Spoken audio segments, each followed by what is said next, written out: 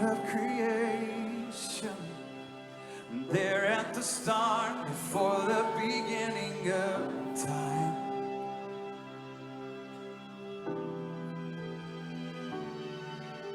With no point of reference, you spoke to the dark and fleshed out the wonder of a light.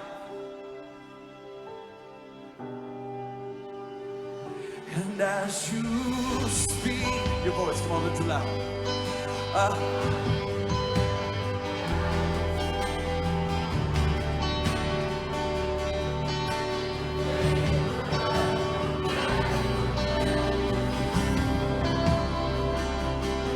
If the stars were made to worship, so will I can.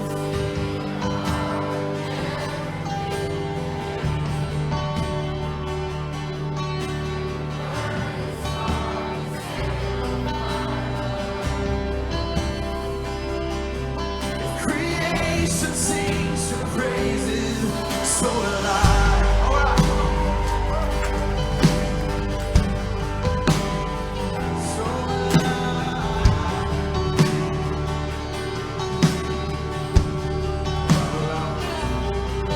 See, God of your promise, you don't speak in vain, you stood according to your word.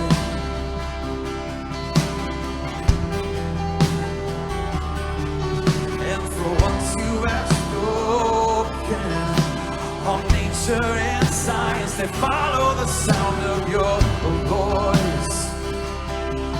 Oh, and as you speak, oh, a hundred billion creatures catch your breath. They're evolving in pursuit of what you said. If it all reveals your nature, so will I can see your heart in everything you say. Every pain and sky is a canvas of your grace. If creation still obeys you, so will I. Come on, let's give him praise for this morning, Night Life. Lift up his name, come on.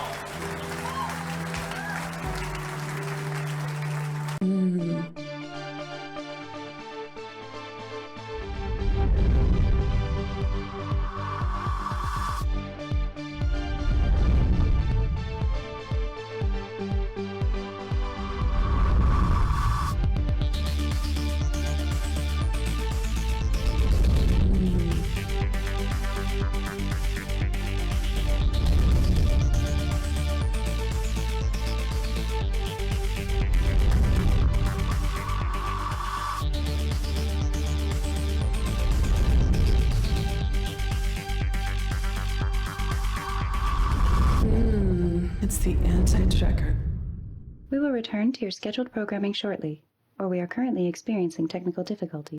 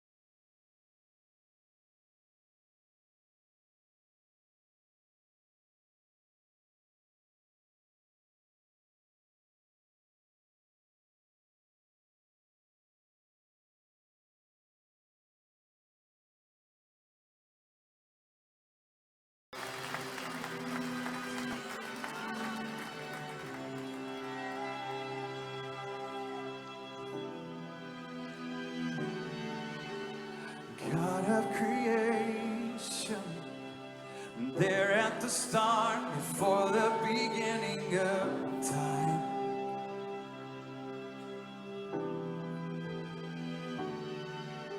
With no point of reference, you spoke to the dark and fleshed out the wonder of a light. And as you speak, your voice, come on, lift it loud.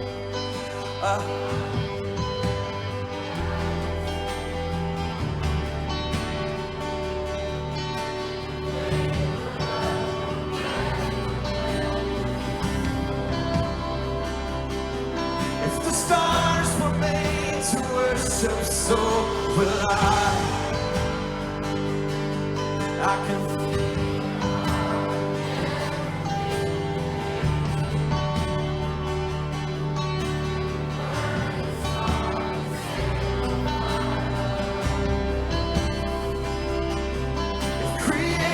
sings your praises, so will I.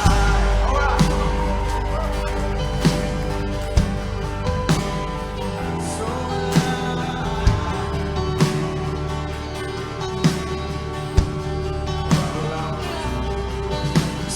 God of your promise, you don't speak in vain, you set up into your word.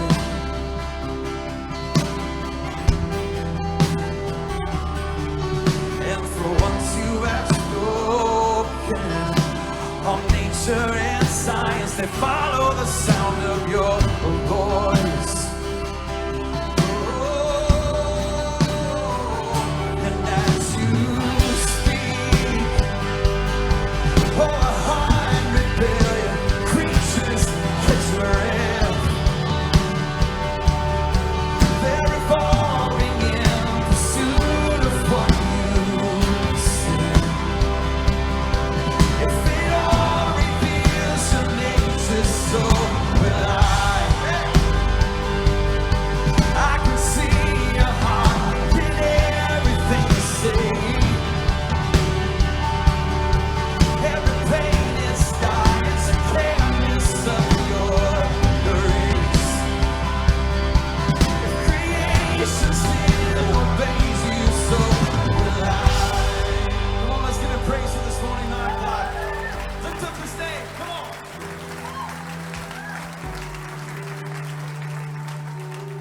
All right, let's make his name known this morning. If the stars, your voice. If the stars, the mountains,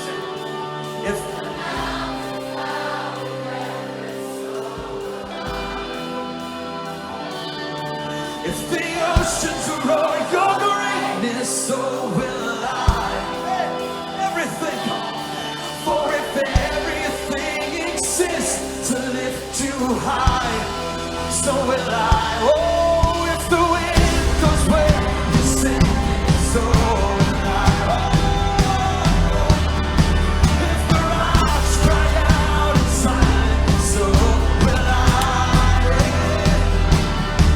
If the sum of all our praises still falls short, then we'll sing again 100 billion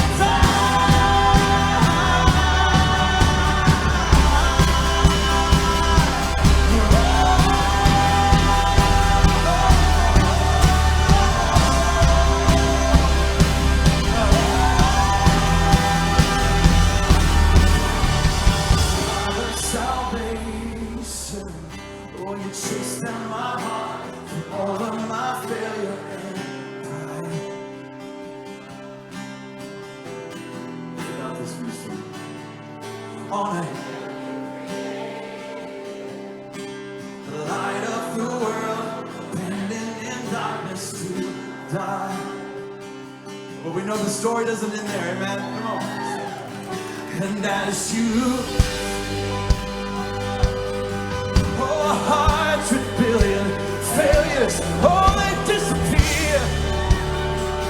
Lord, when you lost your life, so I could find it here.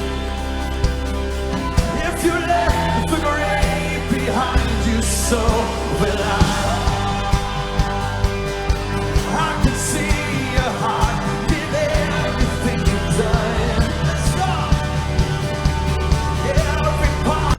Okay, let's try. Yeah, looks like I'm getting. Let me know if you can hear me. I can see it on the bar now. Trying to get the stupid thing working. So somebody let me know if you can hear. Okay, Bird says we have sound. Good. Thank you. Sorry about that. It was not I actually checked to make sure I wasn't muted before I started the show, but for whatever reason, I just basically had to unplug everything, plug it back in, and now it worked. And so, well, that was an awkward start to things, but thank you guys for being patient. So back to what I was saying. So Carlo once again was first. Luke a quick second saying bonjour. Bird Opre says Kapla. Dan23 says, so before there was time, there was God, it says. Yeah? Well, God, based on what most theologians would say, is that God exists outside of what we call time. Now, the thing I find interesting about that is that a lot of people object to that, suggesting that that makes no sense, that it's illogical. However, they have no problem with other things existing outside of time, and as far as within theoretical physics and stuff. And so it either is okay or it is not okay for something to exist out of time. It's not both.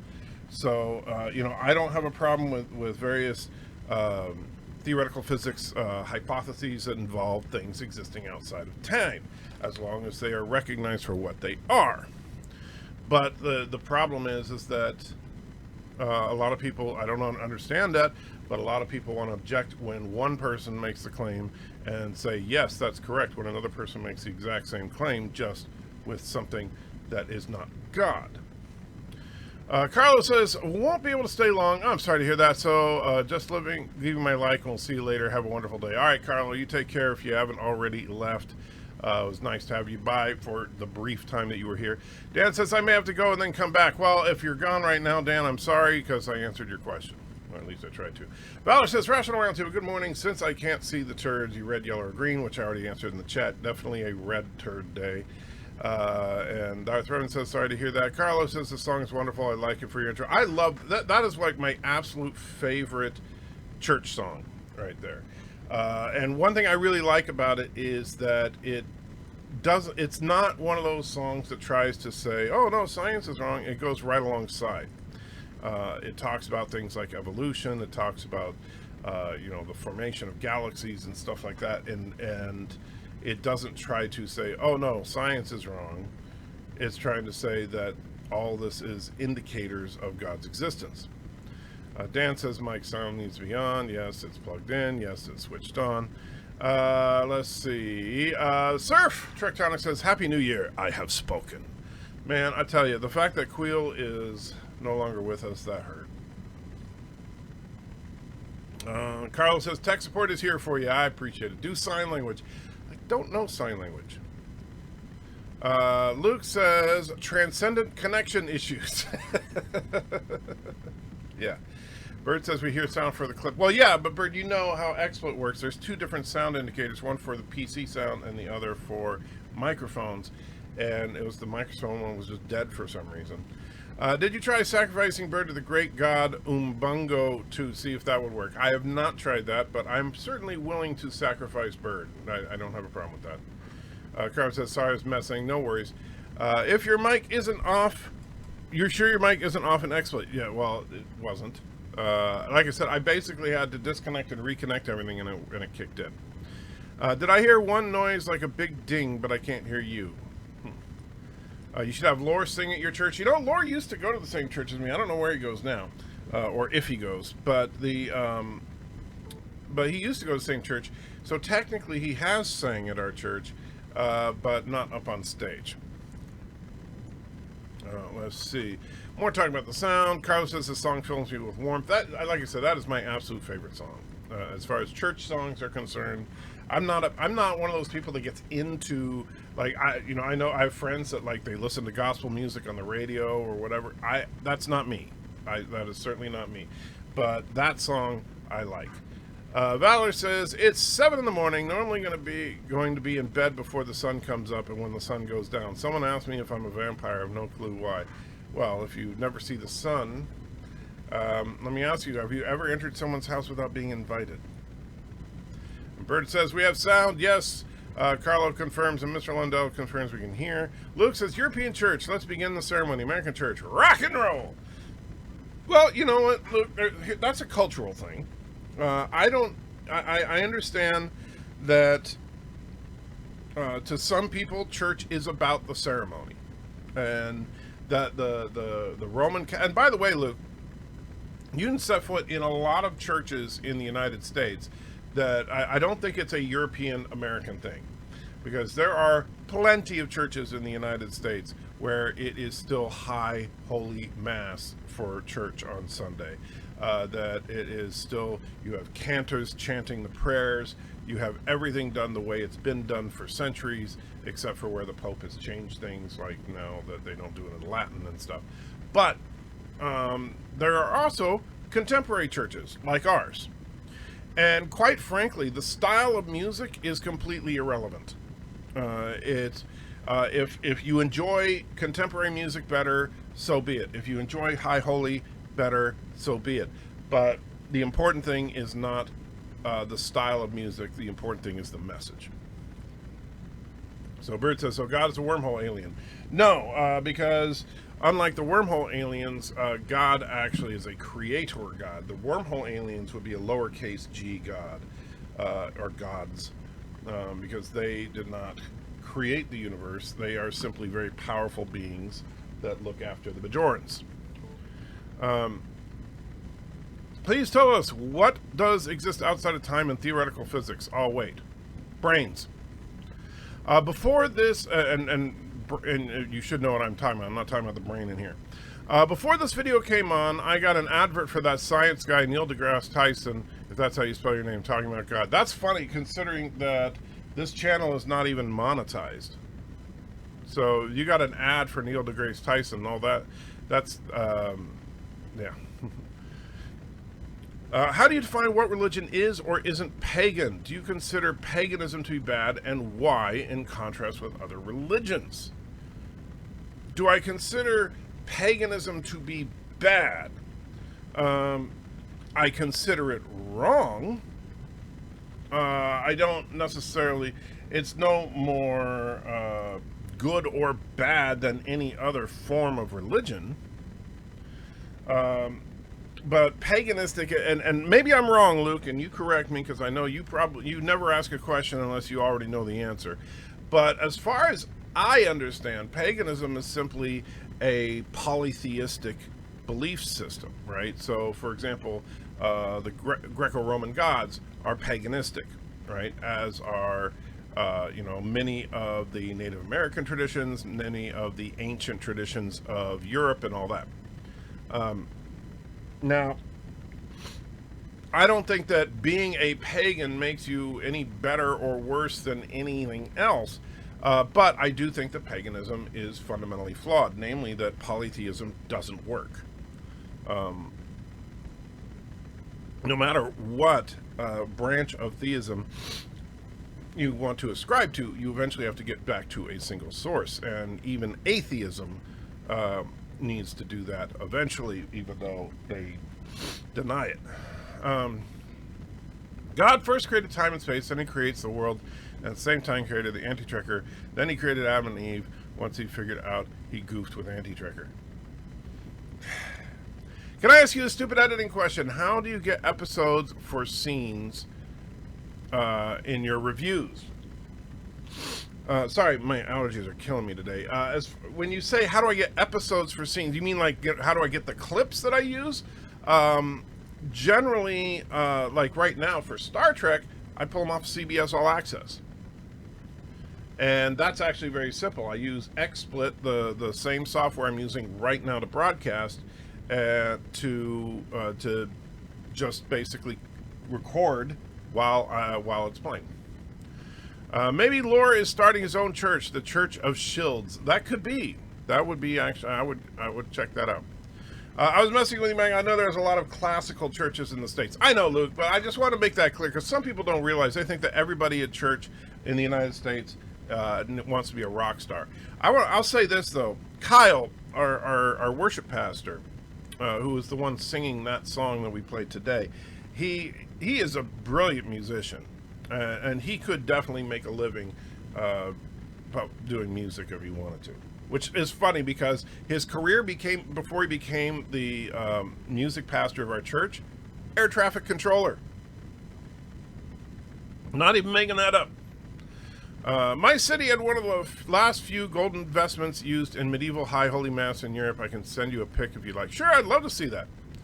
Not many people will just go in someone's house uninvited. I think that's fake vampire weakness. Oh, okay. Nope, brains don't exist out of time. Try something else. Well, Luke, I'm not going to sit here and argue with you about it. People argue that things exist outside of the time-space continuum in which we exist. Now, brains do, in fact, exist outside of the time-space continuum in which we exist. In fact, colliding brains, at least in one version of M theory, are what caused the Big Bang. And so if you want to argue that those brains are inside of our time-space continuum, even though they created our time-space continuum, then you got a logical problem. Jeff says, good morning, how you doing? Valor says, Rational Angela, yeah, church and a boy I was read in a church and a boy I read in embarrassment. Not sure what you mean there. Darth says, as a doggo dad, do you believe animals like our pets go to heaven? I do personally, and after my cat Billy passed, I hope he is playing with his best friend. I don't know. I don't pretend to know. I don't know if animals have some kind of soul, if they have an eternal component like humans do. I don't know how far sentience goes.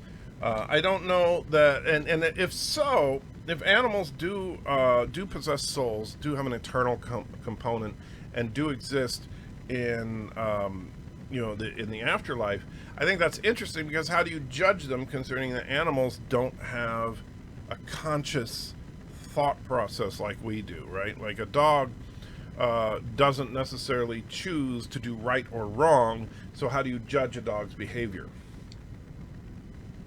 Dan says, have to go, we'll come back later. Still on. All right, Dan. Luke says, if paganism is just polytheism, why is Zoroastrianism, Shintoism, and Yahwinism weren't considered pagan? I don't know, Luke. I'm not a Zoroastrian. I'm not into Zoroastrianism, Shintoism, or Yahwinism. I don't even know what Yahwinism is. So I've never heard that term before that statement. But you're asking me about stuff that has absolutely nothing to do with my beliefs. I have no clue as to if some person qualifies those as not being pagan, as opposed to the Greco-Roman beliefs being pagan. Why? I don't know. Bird of Prey says, doesn't paganism technically have human sacrifice? If so, that would definitely be bad. Well, let me look it up here. The actual definition of paganism. Let me see. Well, it'd probably be easier to look up pagan. Pagan, a person holding religious beliefs other than those of the main world religions. Similar, heathen, infidel, atheist, non-theist. So a pagan is simply a person who does not conform to one of the main world religions. There you go. It's a popularity contest, Luke. By the definition of the word, it simply means someone who's not a part of one of the major world beliefs. Now, that would explain why, for example, you might not call Hinduism pagan even though it's polytheistic. So that would mean that my initial assumption about paganism is wrong. It's not necessarily polytheistic. It's just a like what we would say in the United States, a third-party religion. Sorry for the grammatical error. No, Luke, you know I don't judge on grammar. Good day, everybody. Is there an interference in the sound? I don't know. I can't hear it. Does it sound bad? And if so, it could be part of the same problems I've been having. Good day, everybody. Is there an interference? I don't know. It sounded okay. Christianity adopted some non-polytheistic Roman pagan practices. Well, they definitely adopted some interesting practices based on, various pagans around the world. Um, Part of it is a lot of like the Christmas festival, much of the Easter festival were adopted from pagan beliefs, but not their beliefs in pagan gods, obviously, just some of the actual ceremonial practices. Brains exist outside time and space. What? Different kind of brain. The idea is brain is short for membrane, and the idea is that outside of what we might call the time-space continuum, where these giant membranes, like that, are so giant that they're like quintillions of light years across, right? And these things kind of float around, and every now and then they make contact, and whenever they make contact, it sparks a time-space continuum. It creates a big bang. So that's the idea.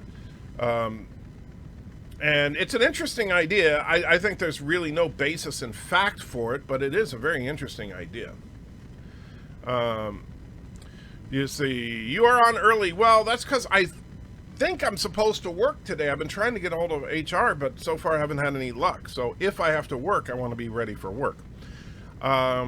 Luke says, you modified your answer by saying our space-time continuum because you subconsciously know that theoretical physics considers other brains to have their own space-time continuum.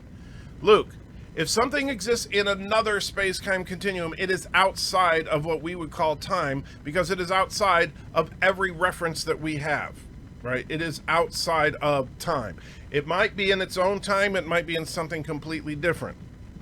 But our space-time continuum is everything that we can observe, including time. And so I'm not modifying my answer, I'm simply clarifying. And to be clear, because the interesting thing about that is that how, is motion possible without time?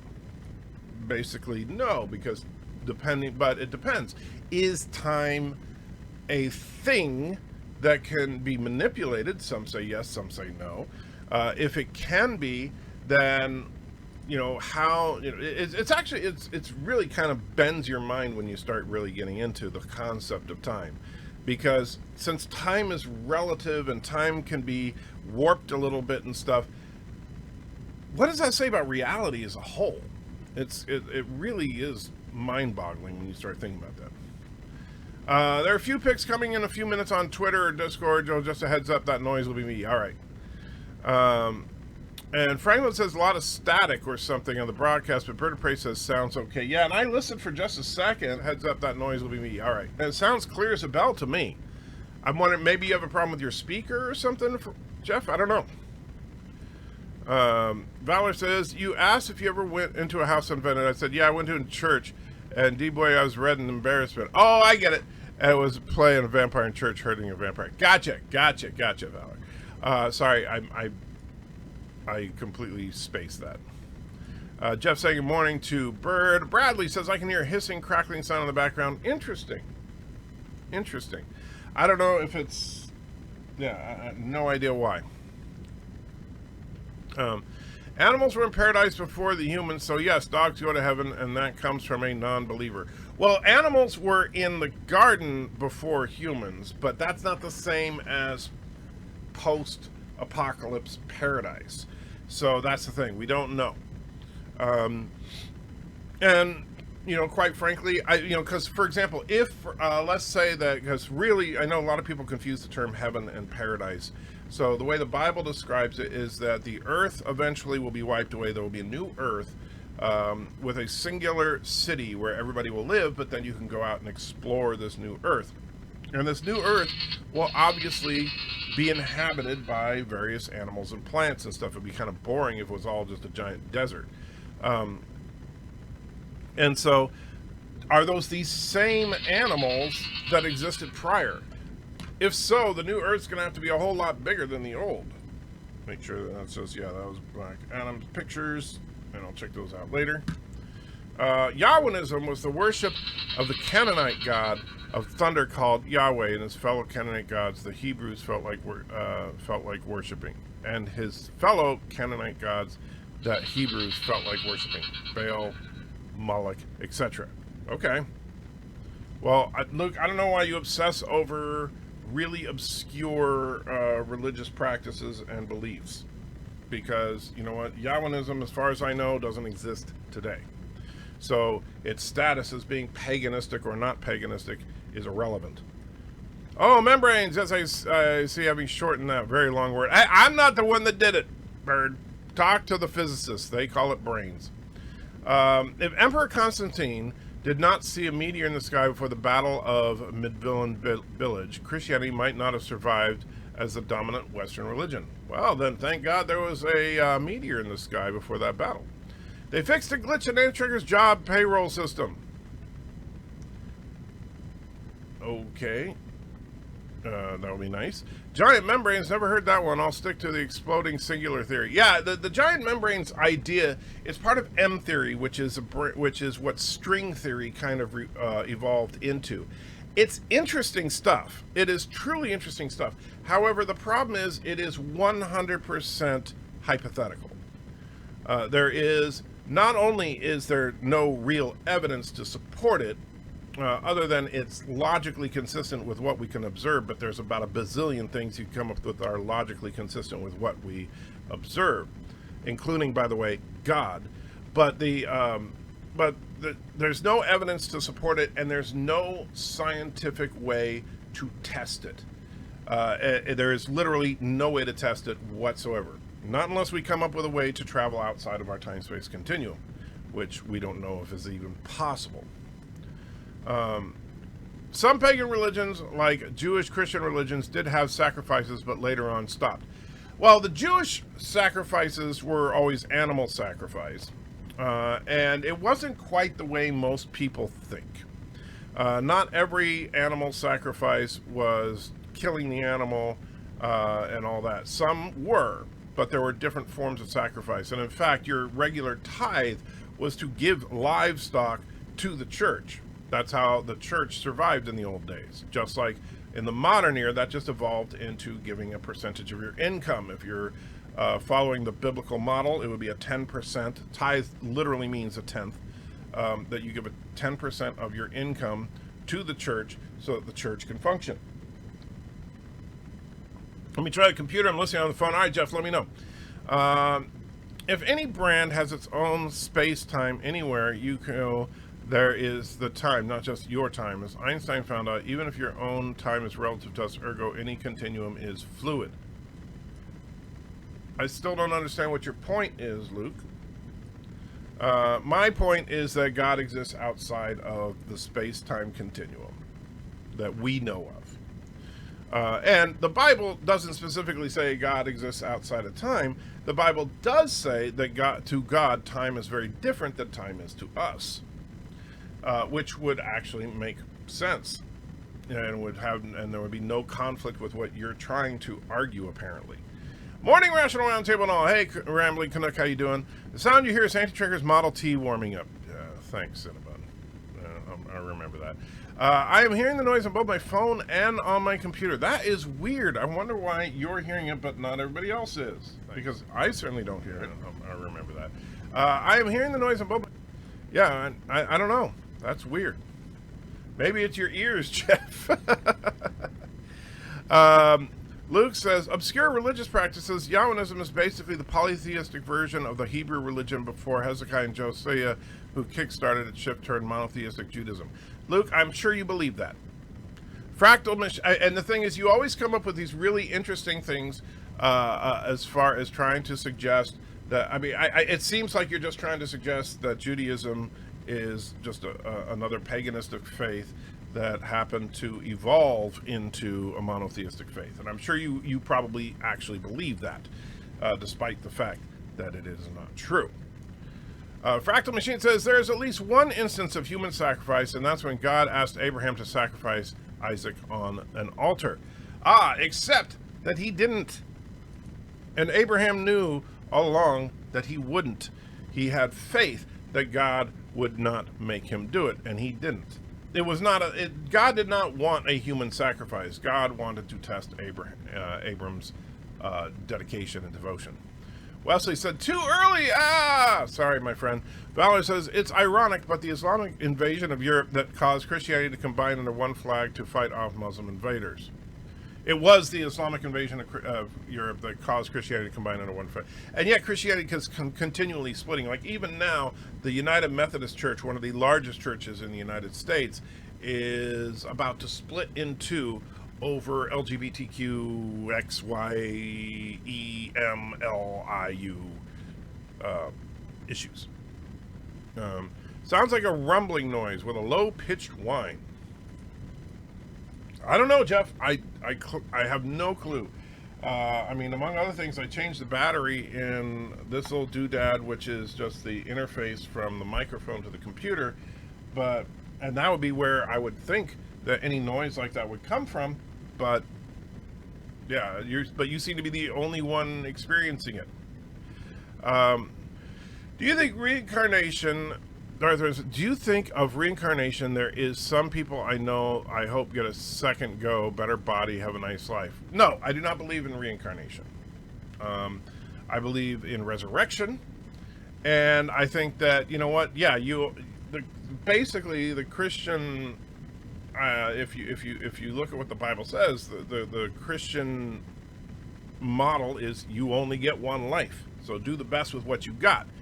Now that doesn't mean that they expect you, if you have bad legs, for example, I know you do, Darth Revan, or I do, I got to walk around with a cane. That doesn't mean that I should expect to become a marathon runner. As much as I would love to run a marathon one day, that's never going to happen in all probability. However, it's about what you do with what you got. Fractal Machine says, I'm hearing static noise as well. It's on your end. Sounds like either the AC is making a lot of noise or some cable is a bit loose. It's interesting. I wonder why only a couple of you can hear it, though. That's the bizarre thing. I don't know. And so all I can do is, I can't change anything right now but I'll check everything after the stream is over, but that's weird. Being a Methodist, I have to say I'm sorely disappointed in the church splitting over the alphabet labels. I actually grew up in the Methodist church, Mr. Lundell, and I'm not surprised at all. I am truly not surprised, because now I don't know if you, because there are different flavors of Methodist churches. There are very conservative Methodist churches and very liberal Methodist churches, and the very liberal Methodist churches take things a bit far, to basically bordering on universalism, and so this was inevitable. I think the liberal and the conservative wings of the Methodist Church were going to split sooner or later. Good afternoon, Michael and all. Hey, Peter, how you doing? I just listened to something else on YouTube. No noise. That is bizarre, Jeff. I mean, really, I'm completely confused, because what could cause a noise that only a couple of people hear, everybody else doesn't, and yet is only affecting my channel? No clue. And Jeff, and I'm absolutely serious about this. When my next video drops, which if you're a patron or antitrekker.com supporter, it's available now. Otherwise, it will be available on Monday. Let me know if you hear that noise on that video. And so then we got to figure out what's causing it. Speaking of, did you get any more feeling back into the leg? No. Well, it's not feeling, it's muscle control. I can feel, like if you poke my leg, I can definitely feel that, except for right around the surgery site, which is, relatively normal. But I still can't lift my leg beyond a certain point. My quadricep muscle group is still non-functional, basically. That's why I need the cane, because I need that support, because I can't actually, my leg can't support me. I need the cane, because without it, I'm at a risk of fall down at any given step. Luke says, I'm not trying to argue that. It's literally a historical fact. Even the Bible kind of documents that Jews used to worship other gods before Yahweh decided he was a jealous God. Okay. Whatever, Luke. I'm sure you believe that. But, it's funny. You keep saying it's a historical fact. Even though there's plenty of historical evidence to the contrary, because you don't want that. You don't want the Bible to be true, so you have to find something else that contradicts it in order to say, no, this is what's true. That's my problem with it, Luke, is it seems like you're cherry picking from history. You're trying to find. It's just like people that try to say that Jesus is just a bunch of pagan myths put into one, because they find, oh, well, there's a similarity with Horus and there's a similarity with whatever. And you know what? If you look throughout history, you can find a million similarities to Gone with the Wind. That doesn't mean that Gone with the Wind is an amalgamation of, other myths. It just means that, yes, we're a population of millions and billions of people, and so someone's going to get bits and pieces right here and there as far as what will happen. It would be like people that argue that Star Trek is prophetic because the communicator predicted the cell phone. Well, not really. Communicator is very different than a cell phone, but people want to argue that anyway. Bad legs, I know. Yeah. Yeah, a lot of us with that problem. So old Abe had faith of the heart. He did. What's your favorite Weird Al song? Man, there's so many. But, I mean, I love White Nerdy. I love All About the Pentiums. I don't know. I don't know if I could pick just one. It's really low. Sounds like a tiny engine in Idle. That's, So you can hear it too. My Methodist tradition is quite conservative. Yeah, so... see, I went to a very liberal Methodist church, and so that's probably part of the problem the Methodist church on the liberal side was extremely liberal. I don't know much about the conservative Methodist church. Everyone try turning up your volume. Well, the thing is that if you crank up the volume, any noise that's there is obviously going to get amplified. But let me see, like. And that's true of any, no matter what. If you crank it up enough, you're going to have noise. But I don't know if maybe for whatever reason you need to turn it up more than most. But if I do this, of course, it might help, but that would be a bit much. Might be computer fans if you had headphones on. Well, the computer is right there. It's not particularly loud. Did notice on Friday night on game night. Interesting. Well, I don't know. I hear the heavenly disturbance on my mobile and my notebook on speakers barely noticeable, on headphones like a crackling radio. Interesting. I wonder what... I mean, I know headphones tend to pick up more than regular speakers and stuff because it's focusing it in your ears, but I don't know. I mean, honestly, I would have to... it's probably this... unfortunately, this interface that I use is old, and I have a feeling that that's probably the cause of the problem, but I can't afford to replace it. Replacement interface for that is going to set me back about $300 or $400, and unless somebody actually wants to just give me $300 or $400, I'm going to have to live with this for the foreseeable future. I was going to ask about the limbs. MN, I see you mean NM. No much for United Methodists. Yeah, kind of ironic, huh? Luke says, don't get me wrong, I'm not considering this as negative features of Judeo-Christian belief system. I am, however, trying to understand why Christians resist history.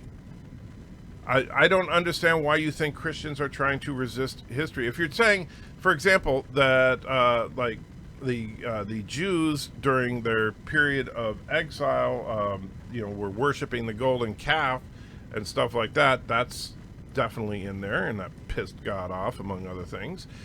Yes, there are documentations of the Jewish people straying from their belief, but you're trying to make it sound like the Jewish faith itself was actually a polytheistic belief system or something. No, the Jewish faith was always to worship the singular creator God.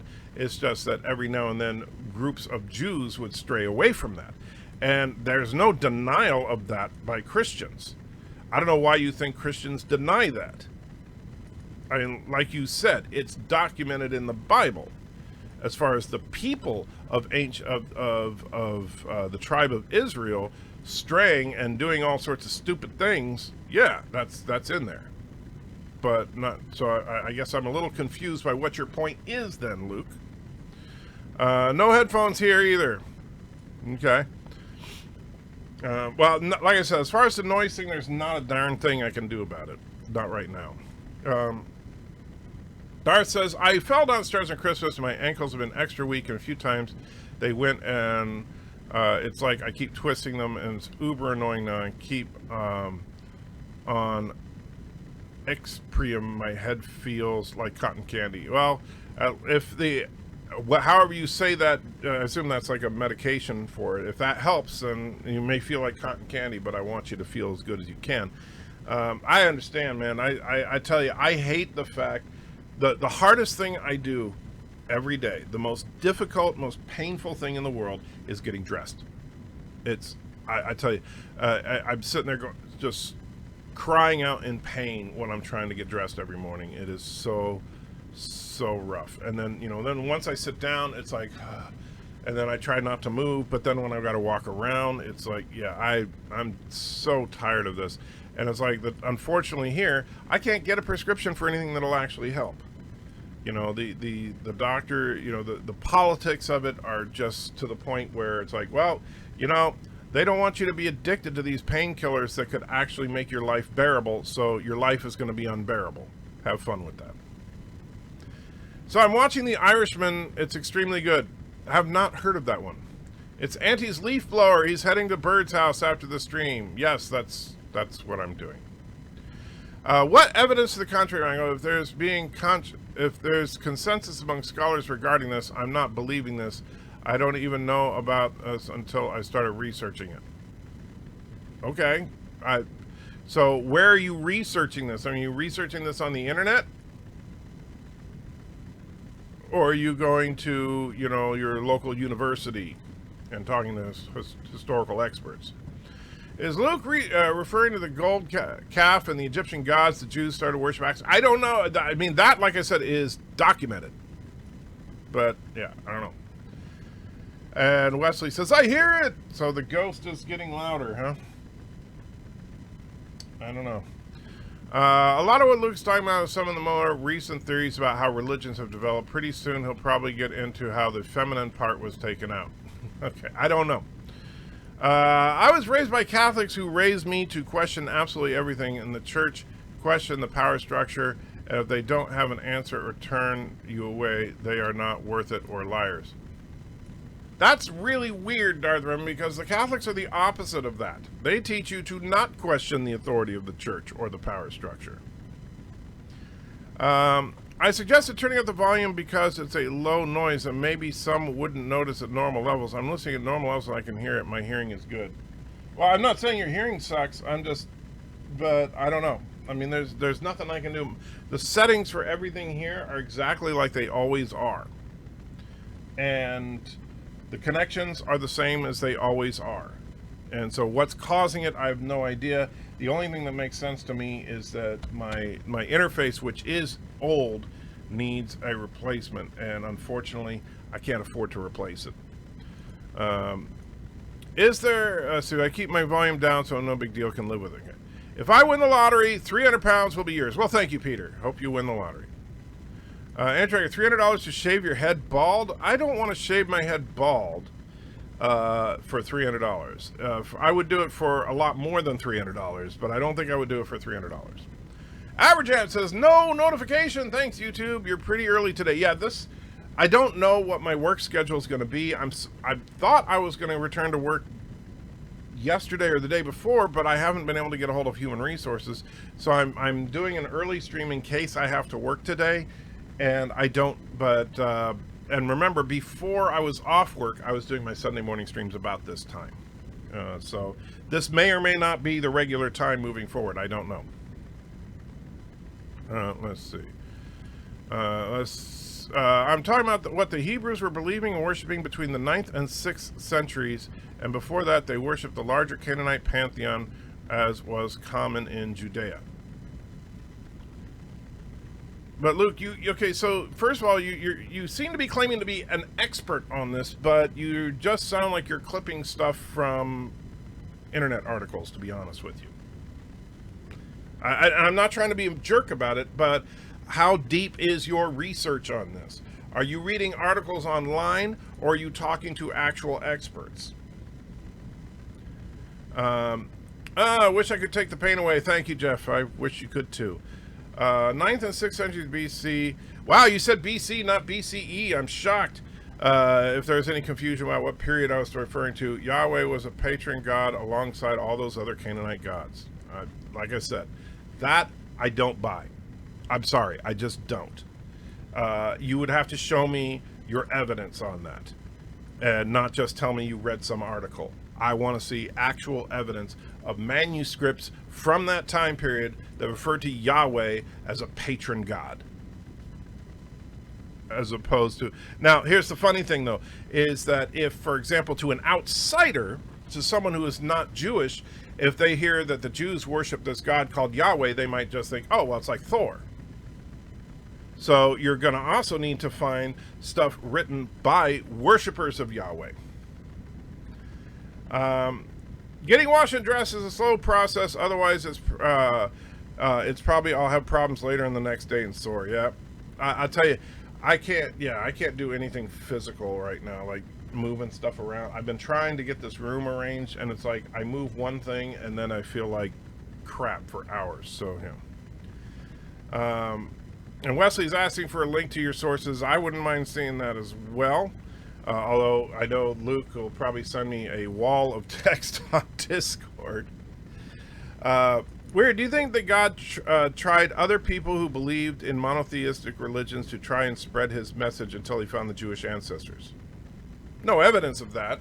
I think that if you look at what the Bible shows, it's basically that he chose Abraham, or Abram, and changed his name to Abraham, and then followed his line.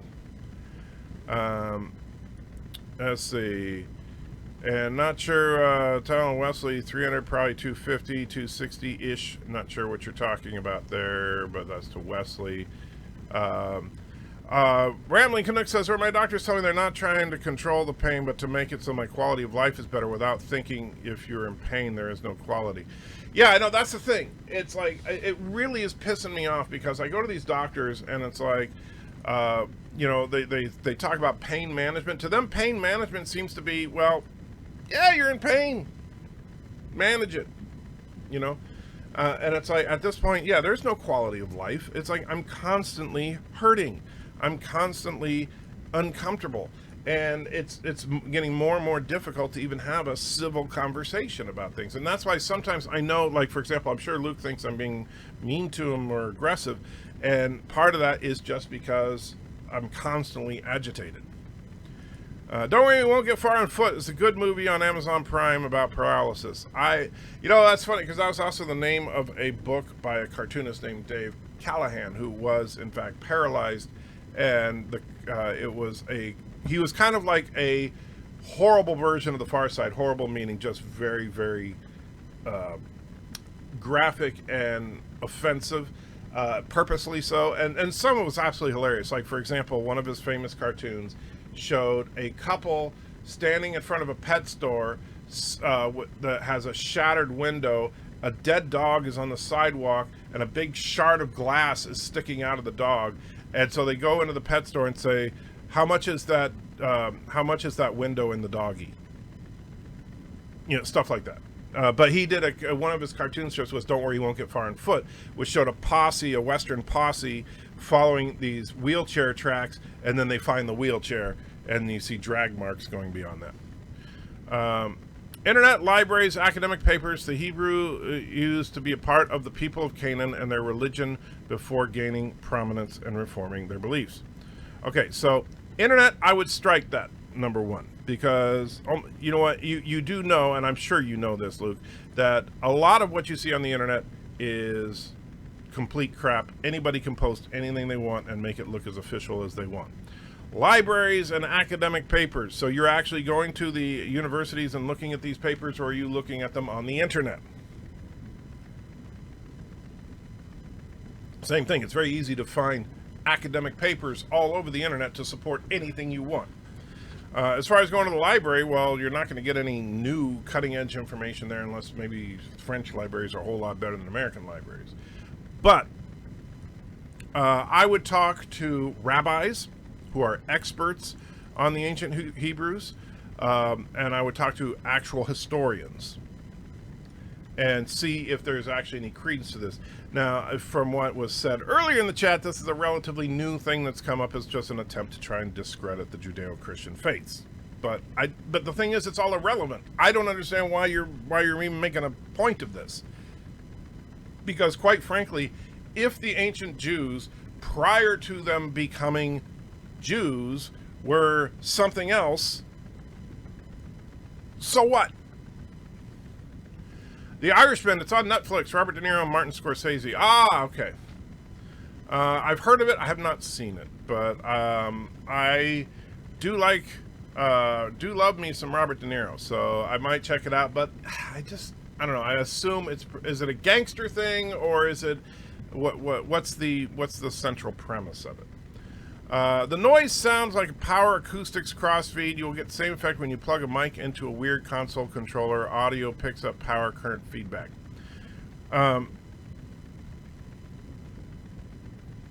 Right, but the thing, the problem with that, Average Jam, is, so I know you can't see it, but the way that the power is from this, and I can't unplug it to show you on the camera because then the mic would go dead, but there's a device right here called a Roland Dual Capture EX.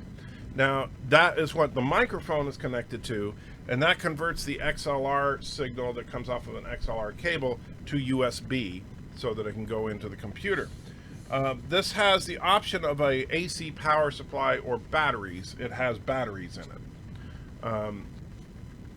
So it's not like it's plugged into a oddball power supply. Now, I'll mess around with it when after the show, maybe plug it into a different USB port, but I don't know what could be causing all that. However, I do know that, and one of the reasons I want to replace this thing anyway, is the simple fact that it is underpowered for a microphone like this one. Can I ask you a favor? When you get a solid schedule, can you send it to me so I can update Discord for everyone to know? Yes, I will, Darth. Absolutely. Dan says, okay, I'm back. Good to see you back. Netflix has a documentary series talking about what Luke is referring to. I made it through 2.5 episodes before I called BB. Not sure what BB is. I know what BS is. Anything written over 1,000 years ago is very difficult to claim it's absolute historical fact. Yeah, you would have to have you said BS. Okay. It's like, what is BB? When you have ancient documents, what you have to find cross-referencing. You have to find it's difficult. For example, the biblical text. There are literally thousands of manuscripts. People think, oh, well, you have this one manuscript and then it's a translation of a translation of a translation of a translation, which is a load of crap. It's not how it is. There are literally thousands of manuscripts of the ancient texts, and then they are meticulously compared and contrasted for any slight difference. Now, there are differences between the manuscripts. 99% of the differences in the manuscripts are simple spelling differences. Same word, just spelt a little different. And then, so basic grammar error, what you could say, is about 99% of the differences. Every now and then you come up with a significant difference, and then you have to really start the deep dive to figure out what is the legitimate manuscript versus what is the forgery. And generally speaking, a couple of rules of thumb that come into play is the older a manuscript is, then the more credence it gets. And also, if there is a majority or plurality. So, for example, if you have 1,000 manuscripts and 900 of them all say, line X, but that last 100 say line Y, then they say, well, line Y is probably not true, right? Unless the 100 that line Y was are all the 100 oldest manuscripts. You see how that works. And so, there's an entire passage in the New Testament of the Bible that by many experts is considered completely erroneous because of the fact that it doesn't appear in any of the older manuscripts. And interestingly enough, it's also kind of out of character for Christ. If you read the passage, it's basically, I think it's the end of Mark, where Christ says to like drink poison and handle snakes. And it's the only time Christ says to do anything stupid like that. There's a 1953 religious film on this morning called The Robe, starring Richard Burton, about overseeing Christ's crucifixion and experience that ultimate movies convert to. Christianity. Does that film premise sound like something good or not? About someone overseeing Christ's crucifixion? Could be all right. Didn't they do that already? I know they did it in that movie, but like there's a more recent movie. I'm trying to remember what it's called. Like The Centurion, I think. I want to say was basically something similar to that. Takes an hour for coffee, Rational. Just digging when I get up. Then it takes me an hour or so to get washed, dressed, and do my hair. Yeah. I hear you, Peter. I hear you. I understand what you mean about the pain. Yeah, it's no fun. And the thing that sucks about it is just getting doctors to actually do something.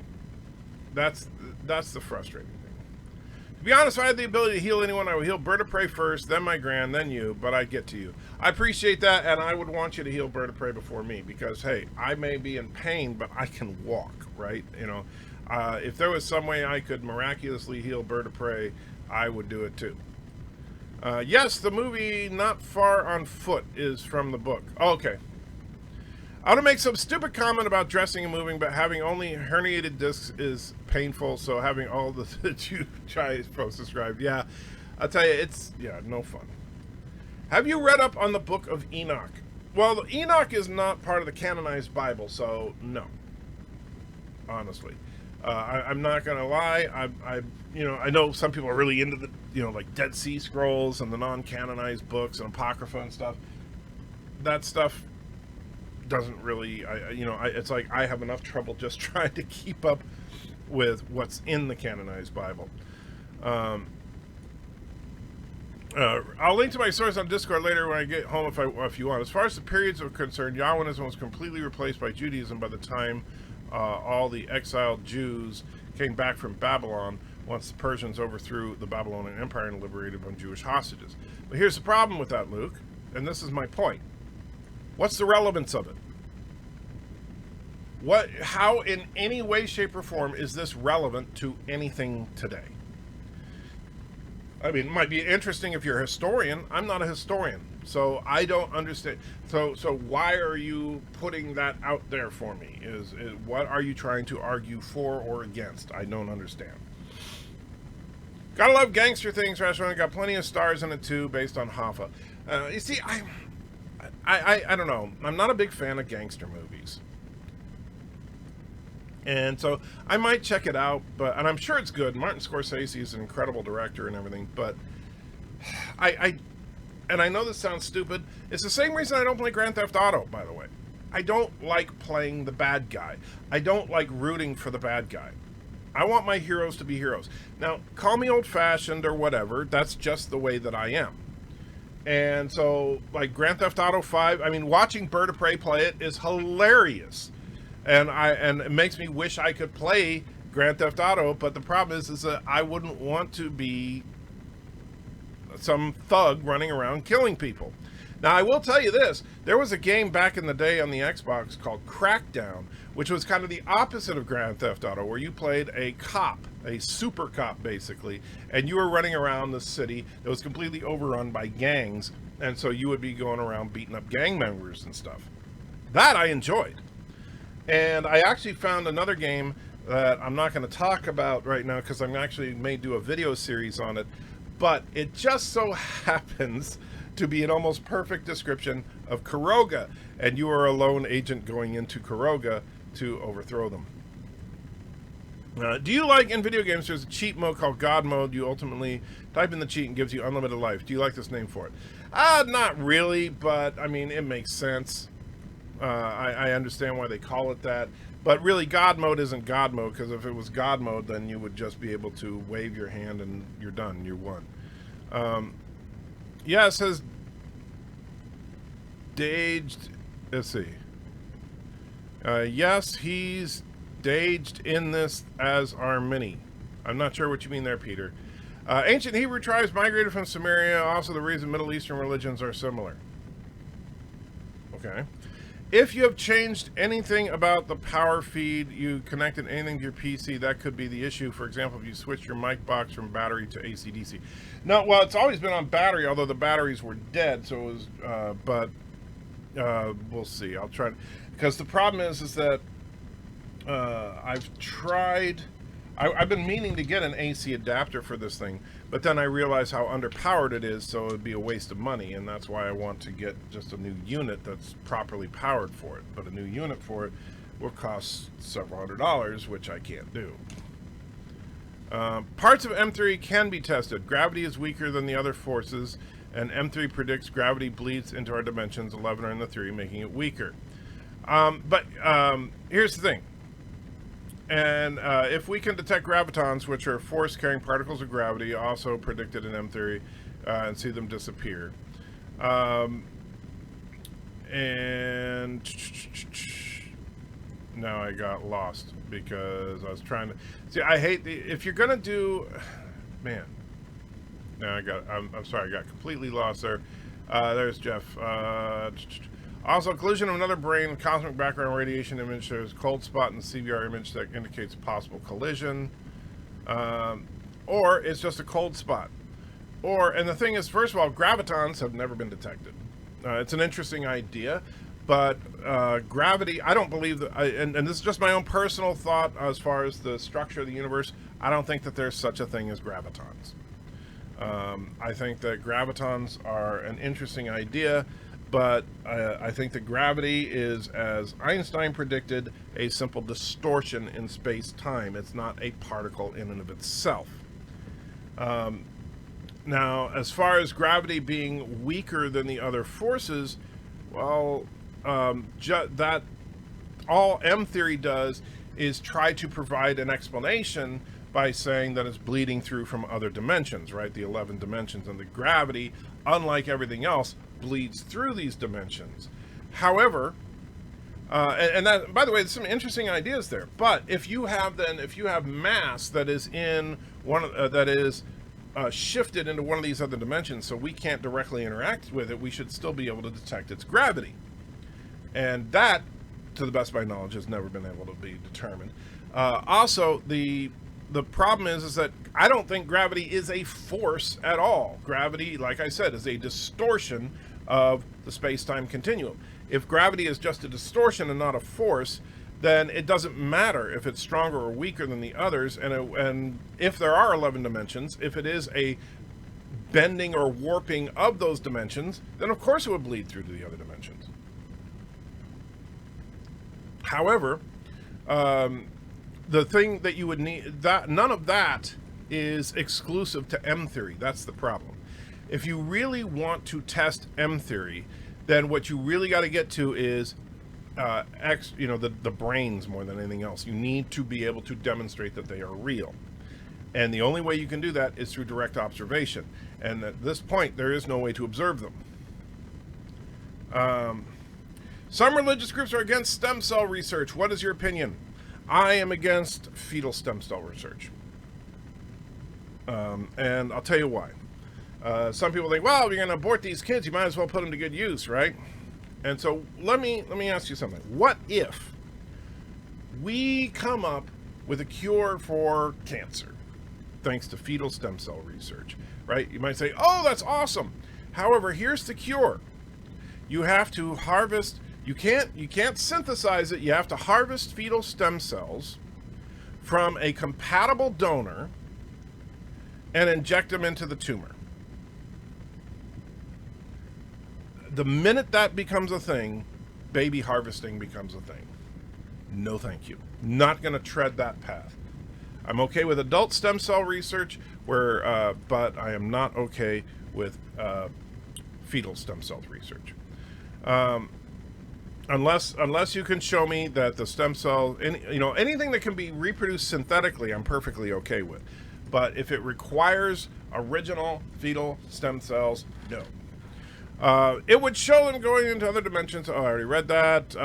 If you switch a cable from an unpowered USB 2 to a powered USB 3, I don't think I switched from a 2 to a 3, but I'll check. Whatever it's on now, I'll put it on the other after the show. Oh man, I'm late, says Piano Dean. Well, I'm sorry. Does anyone else hear constant sound like a motor? Yes, a few people have noticed it, and but there's not much I can do about it right now, Dan. However, after the live stream, I'll mess around with the connections. I'm up and getting ready for work. The stream helps me get going. Well, I'm glad about that, Wes. Mercer says, I know what you mean. My friend Dave's in the hospital again. He has no kidney function and has Milroy syndrome, no working lymph nodes on the right side. Ouch. I don't know much. I've never heard of Milroy syndrome, and I don't even know what your lymph nodes, like if your lymph nodes didn't work, what that would do. But I do understand, like I have about 40% kidney function on one side, and I think the other side is at like 80 or 90. So fortunately, I have enough kidney function to where I don't need dialysis or anything, but yeah. Oh, we have fired the cannon. Okay. May I use a watch to... I used a watch you back in the day, getting on the new Atheist. Did you go away for a bit? Oh, well, yes, actually, it's funny. I was, GeoPen, if you're talking about, yeah, when I used to be active on this channel, that was a few years back, and yeah, I was constantly, I got tired of the fight, honestly. As far as fighting with the atheists overall, I grew tired of it, not because I thought that, oh, I'm losing or anything like that, but just because it became saying the same thing over and over and over, and it was these same childish arguments from both sides, not just the Christians and not just the atheists, but they keep saying the same thing, and nobody wanted to have a real conversation. They just wanted to yell over each other and say how wrong the other person was. So I withdrew from that argument and started to focus on, my nerdy stuff, the stuff that I enjoy, that outside of religion and stuff. So like Star Trek, Star Wars, stuff like that. My other channel, Anti-Trekker, is actually doing pretty well. It's over 13,000 subscribers, and that's what I spend most of my time on. But with YouTube's politics and stuff, when I wanted to talk about religion or politics, I realized that I was putting my channel in danger every time I do that. So I figured, why not relaunch the old Rational Roundtable channel and I can talk about religion and politics and stuff on there, but I can still safely do the nerdy stuff on the Anti-Trekker channel. And so that's kind of evolved into this Sunday morning live stream that we do, and every now and then I'll put a video up on this channel if it's something that's just not appropriate for the other channel. So welcome, GeoPen, welcome back, I should say, and good to see you. To be honest, I think Bird may need more help for his mental issues than his physical ones. Cheating is a major mental illness. Well, yeah, Bird definitely needs a frontal lobotomy, I think. To clarify the gravity thing, gravity would leak through the other dimensions into other brains. I understand the idea of gravity leaking, but the thing is that there's about 8 billion different ways to explain the relative weakness of gravity compared to the other forces, one of which is that gravity is not a force. Cinnamon says you can play as the cops in Grand Theft Auto. Can you play the campaign exclusively as a cop? Or because my understanding is you load the game and you are a thug. And you play the entire game as a thug. Maybe when you're in just like free roaming around, you can put a cop skin on. But I want to know, if you can play the game as a cop, I might enjoy that. Did you see Netflix release a comedy that implicates Jesus is gay and it got 2 million signatures to take it down? I heard about that. I haven't seen it. I don't know anything about it. Personally, I think that the people that are trying to get it taken down need to shut up. Not because I agree with it. Obviously, I don't. But I believe in free speech. If somebody wants to make some stupid thing that Jesus was gay, let them. And you know what? When you get all worked up and try to get all these signatures to get things boycotted or taken down, then all that does is give them a rise, and they all feel good about their successfully trolling the religious community. Peter says, same here, I would hate being a gangster too. Yeah, I like being the hero. Crackdown was my favorite. Loved it. The latest one that came out early last year was horrible. I'm sorry about that. Yeah, I remember that, man, the first one, back when I had an Xbox, I loved that game. I played it to death. And I was actually looking recently to see if you could get it on the PC, and I couldn't find it. But yeah, I love that game. But there is, like I said, another game where you do play a hero character that's in similar vein as GTA, so I'm going to check it out. There is no particular relevance about this. I was pondering about the notion of paganism for Christians. For some reason, coming from a religion with a singular God is a big deal. Well, I think that monotheism is the only theistic stance that makes any sense, quite frankly. If you're there's only two stances that I think, well, monotheism, as far as on the theist side, I think makes sense. I think atheism does not make sense. I think that agnosticism is the most defensible position, to basically say, you know what, I don't know, and it's probably not knowable. But to take the stance that God does not exist, I think that is, well, foolhardy, to be honest with you. I think that at the furthest that I would go would be to say, I don't know. Now, some atheists will try to say, well, that's what I am. I'm an agnostic atheist. Well, agnostic atheist is a contradiction in term. And I know some people don't like that. They try to redefine terms. There's a constant battle on YouTube and other places, and this is one of the reasons I stopped getting into the whole atheist-theist debate, because atheists were trying to move the goalpost by saying that they're not really atheists, they're agnostics. And therefore, we don't have anything to prove, right? Because they basically won't take a stance. Well, then stop arguing. If you don't know the answer, but somebody else says, well, I think the answer is X, well, the only thing you can say is, well, I don't know.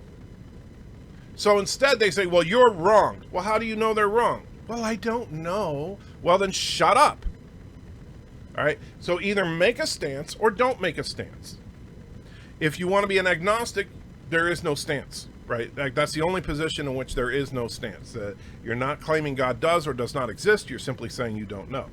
If you want to be an atheist that is taking the stance that God does not exist, that's perfectly fine, but be prepared to defend that position. If you want to say you're a theist, and which means you believe God or gods do exist, then be prepared to defend that stance. But but basically I got sick and tired of atheists trying to say they have nothing to defend. That's a load of crap. And so that's part of the reason I left the debate, because atheists don't want to have an honest debate. Not talking about you, Luke. I'm talking about atheists in general. And since I couldn't find any atheists that wanted to have a real discussion and a real debate, I left. Because I was tired of these people basically being intellectually dishonest. All right, back to the chat. A scientist on the radio recently said that God was mathematical code and we had yet to unlock what is now called the God code. What do you think would happen if we unlocked that? I don't think there is such a thing as mathematical God code. So I don't think that we will ever unlock it. The Force Awakens sputtered no idea what the stakes were. Who is in power in the beginning of the film? Who is in power at the end? Why? Mercer, has nothing to do with what we're talking about today, but okay. I don't like playing bad guy either. When I play Fallout 4, I go the Minuteman route, and in Skyrim, I always play the hero and count out. Yeah, anytime there's a choice of playing good or evil, I always play good. And I don't want to be the bad guy. Peter says, de-age his De Niro as he is now, telling a story, and they made him look younger. Keatle and usual gangster actors. Okay. And Peter says, no, Superman that she detected on the Daces? Peter? I don't know. I don't understand. No Superman Tashi detected on the Daces. I no idea what you're saying there. Alexander says, good morning. How you doing? Darth Raven says, can I give you an idea? Your title, you should say Church Life Episode 10, then say a Bible verse. Title looks better than the date. I know, but maybe I will. By the way, I have a funny little Bible verse that I want to talk about in a minute. Peter says, faces. No Superman that detected on the... no Superman something detected on the faces. I still don't understand what you mean, Peter. Gravity is the weakest of the forces, assuming gravity is a force. Yes, but that's irrelevant as far as that's true, regardless of if M theory is true or not. And that's the problem. Gravity being weaker than the other forces is not evidence that M theory is correct. It just means that M theory is consistent with the established facts. In Stargate franchise, do you like the ancients ascending to a higher plane of existence and having the power to heal people and do things? I think it's a little weird, but I'm all right with it. And if it's the 5th of January, May, not May, so it's 5/1/2020. Darth Revan, you are in Europe. Well, you're on the European side of the world. I don't know if you consider yourself part of Europe or not, because it depends on who you talk to in the United Kingdom or Ireland. But here in the real world, in the United States, it is day, month, year, which makes more logical sense than month, day, year, by the way. The cold spot in the CBR image is too cold to be explained otherwise. Really? You think that there's no other explanation other than brains? Because I'll tell you, I'll bet you that somebody could come up with another explanation. For example, the universe is not uniform, and that just happens to be the coldest spot in the universe, or the Big Bang. The Hadron Collider is trying to study gravitons, but I don't think they have any usable results. That's because I don't think that gravitons exist. Now, I could be wrong, and I'm not a scientist, so I'm perfectly willing to be wrong. But as far as I know, there is no direct evidence that gravitons exist. CBR equals CMB, I had the wrong acronym. Oh, that's all right. I cosmic background radiation as opposed to cosmic M background. Not sure what CMB stands for, but I thought CBR was actually correct, cosmic background radiation. But I'm not saying that M theory is correct. I'm just saying that there are aspects that are testable. That's not a test of M theory, though. That's the problem. All that is, and this is where people. It's actually, think about Spock in Star Trek VI. We don't have evidence. We simply have a theory that fits the established facts. All right. There's a cold spot in the universe. So let's create a theory that might explain a cold spot in the universe. But then you say, well, that's the only theory, therefore it must be right. No, it's just an idea that could explain that. Just because you have something that is logically consistent with what you see, well, any theory or hypothesis is really the correct term. Any hypothesis you come up with needs to conform to the established facts, or else it's instantly proven wrong. However, so for example, if I say, why does this ring always fall when I let go? Now, if I was to say that there are invisible elves that pull rings downward at a consistent rate anytime there's nobody touching it, that is a silly hypothesis, to be sure, but it does fit the established facts, right? Now, how can you test it? Well, where's the elf? Well, it's invisible. Oh, well, why can't I feel it? Well, it's also intangible. Okay, so there's no way to test it. That's what M theory is. And don't get me wrong, obviously I don't think that the brains of M theory are as ridiculous as invisible, intangible elves, but you get the idea. The lymph nodes circulate the cell's waste products throughout the body, but for him, he just swells up. That sucks. Steve says, hi, good Lord, say liked and listening. Thank you, Steve. Do you think cloning is right or wrong? I think that cloning is a process that is in and of itself neither right or wrong. The question is the act of cloning someone right or wrong? And I would probably say, I don't really, I don't have a strong stance on it, but I would tend to lean towards the wrong side of things. I agree. I find no purpose in arguing with atheists except if they want to argue Star Wars or geek stuff. Well, that's the thing. I don't mind arguing with atheists if the atheist is willing to have a real argument. That's my problem. I don't have a problem. I love arguing. You guys know that. But you have to be willing to argue, not just willing to say you're wrong and I'm going to close my ears whenever you say something. I'm not going to answer anything you say because I don't have anything to prove, right? That's not an argument. That's just, I'm not interested in that. The reason M3 became a hot theory is it seems to resolve around the conflict between quantum mechanics and relativity. Explains gravity like relativity, but remains true to quantum mechanics. Yeah, I get why M theory is popular, but it's still untestable. And so that's the problem, is that it's completely, relativity and quantum mechanics have been tested for decades, right? Because we can actually use their mathematical equations and test them and see if they predict correctly the outcomes, right? And that's something we've been doing for decades, and we can see with a certain amount of certainty how well they work. And that's why relativity replaced Newtonian physics, because relativity is clearly more accurate than Newtonian physics, right? But Newtonian physics are still simpler, and so we tend to use them as a simplified equation and then move it to relativity when we need to get more precise. But there are also inherent conflicts between relativity and quantum mechanics, and so M theory is part of the attempt to establish a grand unified theory. And the problem is it's completely untestable and unprovable, and therefore it's useless as a theory. Star Trek Enterprise, where Trip is badly hurt in a coma and they clone him and it grows from baby to an adult with all his memories, and then they have to take an organ and it killed him. Yeah, I have a problem with that. I mean, think about it. If you could clone yourself, because say you have some terminal illness or you need organ replacement, and you could clone yourself, and then you kill the clone, harvest the organs so that you're better. Isn't that murder?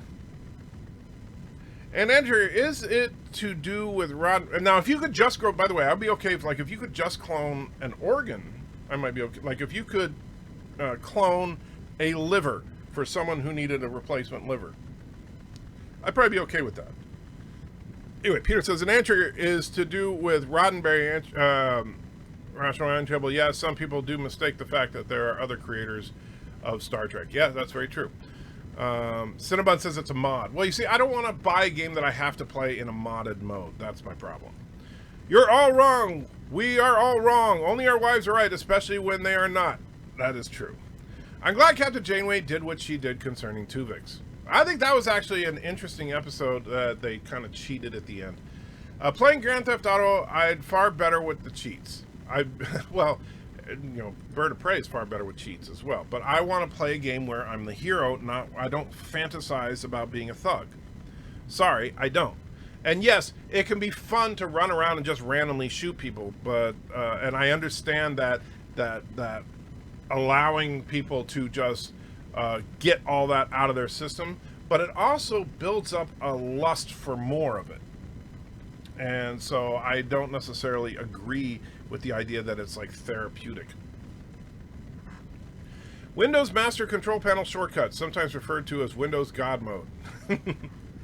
Darth Vader says, I would like a Star Wars universe game where you are a Force user, not Sith or Jedi, and your moral choices during campaigns when you at the end of a vanilla campaign decides what you are. Well, there was, I can't remember what game it was, but I remember playing a game like that where you would earn dark side points or light side points depending on what you did. As a former proud atheist Christian hater, now honest Christian atheist lover, I tell you that there are plenty of Christians who act like atheists. I mean, just act like the Lord.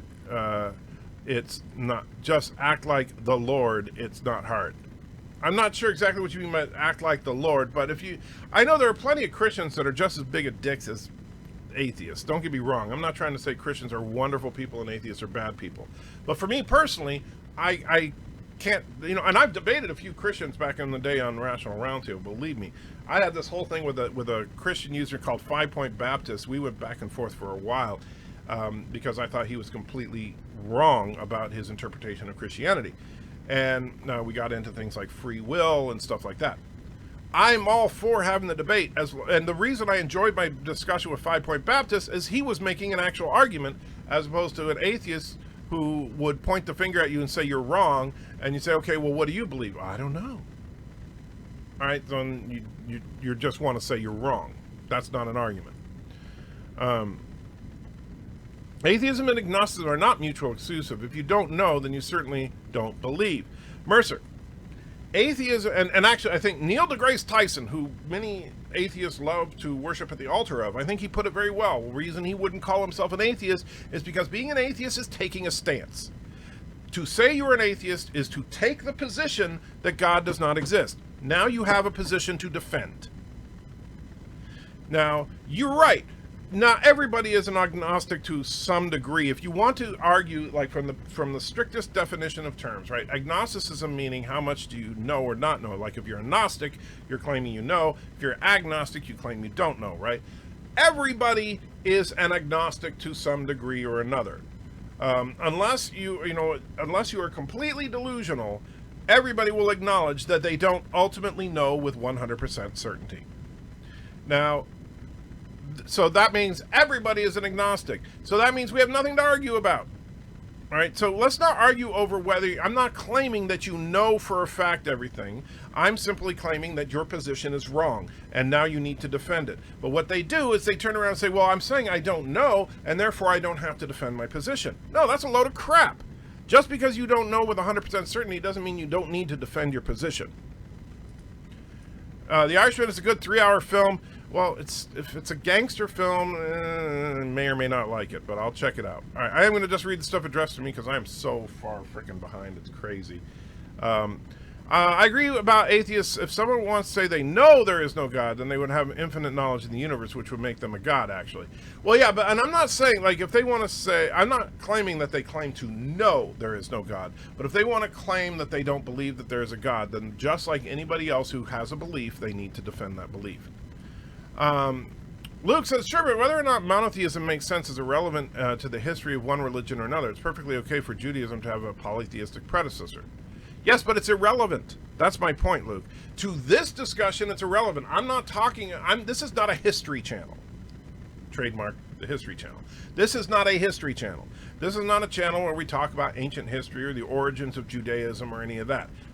That someone else that knows about that stuff can talk about. I am totally ignorant when it comes to the ancient history, particularly if you want to talk about stuff that predates the writings of the Bible. I don't know. I'm not going to sit there and argue about it, Luke, because I don't know, and I don't care, to be honest. It's not something that has a lot of pressure on me to really give a crap about. But what we talk about here is theology. But that is not a point about theology. You're simply trying to argue a point of history to someone who is not a historian and I'm not making a counter stance, so I don't understand your point. Atheists don't take the stand that God does not exist. They take the stand that they don't believe that he does. Well, Mercer, that is not a stand. All right. That's like saying, well, I'm not going to take the stand that my remote control has batteries in it. I'm just going to take the stand that I don't think it does not have batteries in it. Therefore, if you say, well, prove it has batteries in it, I can say, well, all I'm saying is I don't think it doesn't have batteries in it. That's a load of crap, and you know what? Any atheist that wants to have a debate knows it is. And so the whole, it's a lack of belief thing, right? Okay, fine. You lack a belief. Then don't tell me I'm wrong just because you lack a belief. And if you want to tell me I'm wrong, you better be willing to defend your own position.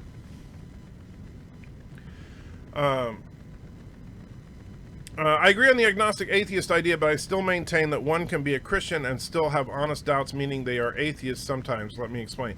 You're not atheists. That's the thing, Steve. You're confusing terms there. A Christian having doubts doesn't mean that they are atheists at times. A Christian having doubts means that they are not a Gnostic, or a Gnostic, that they have a certain level of agnosticism, just like atheists do. But the point is that just because you may or may not have a certain degree of certainty in your beliefs doesn't mean you don't have to defend said beliefs. If you're going to put yourself out there as being, hey, everybody, I'm an atheist, let's talk, well, then you better be ready to defend that. And if you're not ready to defend it, then I'm not interested in having a conversation. You claim monotheism makes the most sense, but if God is spaceless and timeless, to me it would make more sense that following that reasoning that he would be countless as well. Except that there can only be one ultimate source, Fractal. That's the idea. Is that if everything boils down to it, just like if you think about with evolution, right? Everything becomes less and less and less the further back you go. If you look at the history of the universe itself, it's smaller and smaller and smaller the further back you go. Eventually you get to a singularity. Eventually you get to a single primal source. which means that you have to get to monotheism. Even if you want to argue that there's a bazillion gods now, they all came from a singular creator God. The song God is a Woman by Ariana Grande is not to my taste. I've never heard that song and sounds like something I wouldn't care for. I'm atheist at least 1% of the time, 99% of the time I'm not full atheist. I'm full not atheist. You see, I disagree with you. If you have doubts, that doesn't make you an atheist. Just like if you think it's possible, doesn't make you a theist. Being an atheist or being a theist is taking a stand. Period.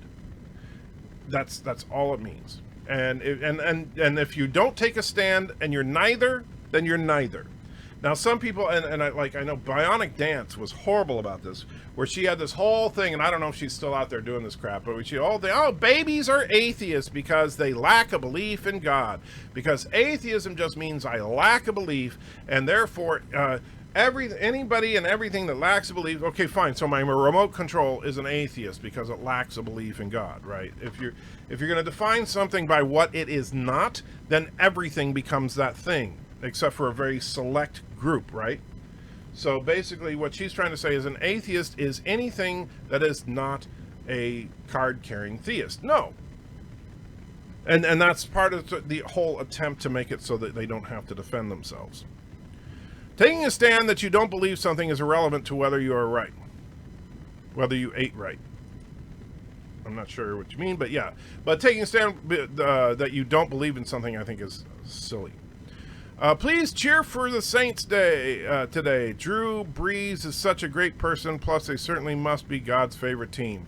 Well, according to my pastor, the Patriots are God's favorite team, but that's fine. I'm not a big football guy, but hey. No, round two, facial hair mistakes. The de-aging is extremely good. Oh, okay. I fell asleep a bit, but apparently Ciso Prey is okay with the religion debate. Well, that's good. Well, nice, Ciso Prey, if you're listening in. I think your brother is Batwoman crazy, but welcome to the discussion. And Dan says, in the UK, it's 5/1/2020. Yeah, that's why the UK is inferior to the United States. Trustin says, good morning, guys. Great live stream today. Entering, I completely agree with you on video games. I love to play the good guy. Yeah, I don't understand the fascination some people have with playing the villain. I'm not saying that they're bad. Like, for example, Bird of Prey likes playing Grand Theft Auto, right? I don't think Bird of Prey is a bad guy just because he likes playing Grand Theft Auto, right? I think Bird of Prey is a bad guy for lots of other reasons. But but for me personally, I don't get into that. I mean, I played Grand Theft Auto, and I'm like, okay, I can appreciate the mechanics of the game, I can appreciate the physics and all that, and I like the variety of weapons and stuff. But honestly, I don't get into the role play of the game because I can't see myself just wantonly killing people and then having a blast fighting off cops. I need something that makes me feel like a hero. But that's just my personality. Luke says, I find it super weird as it seems to imply some kind of purity test. Oh, your religion wasn't always monotheistic. You're not like the cool kids. I'm not saying that, Luke. I don't care what the history of history is. I don't understand why you're saying stuff like that, because I am not saying that. You're having a discussion with somebody other than me. I agree, we don't have to get outraged at mockery of Jesus. He said himself, Matthew 12:32, whoever blasphemes against the Son of Man will be forgiven. Well, that's the funny thing too, Aberjam, is that the Bible is expressly clear, and this is something that so many Christians, I'm going to knock on Christians for a moment. This is something that so many Christians do not understand, is the Bible makes it plain and clear as day, over and over and over, that why would we ever expect non-Christians to behave like Christians? We shouldn't. They're not Christians. That's why it says don't judge. That's why it says don't condemn, because they don't share our beliefs. And that's okay. We want to convince them that we're right, but we're not going to convince them they're right by pointing the finger at them and telling them how horrible they are. Instead, convince them of the truth that God exists, and then you can start talking about what God wants for their lives. And you can start discussing how a better way to live might be. Wesley says, ooh, so I should save this and write it down. I'm not sure what you're talking about there. To me, CBR is a website about movies, TVs, and comics and stuff. Do you believe that the moon controls the ocean? Do I believe the moon controls the ocean? No, I believe that the tidal gravity from the moon causes tides, but I mean, controlling the ocean, like having superpowers, no. But I'm not sure what your point is. Do I think that the tidal gravity is real? Yeah. I want to have a clone. Yeah, you wouldn't say that if you were the clone. CMB, cosmic microwave background. Gotcha. The R is not included in the acronym. Cold spot is too cold statistically to be consistent with the matter distribution in the universe.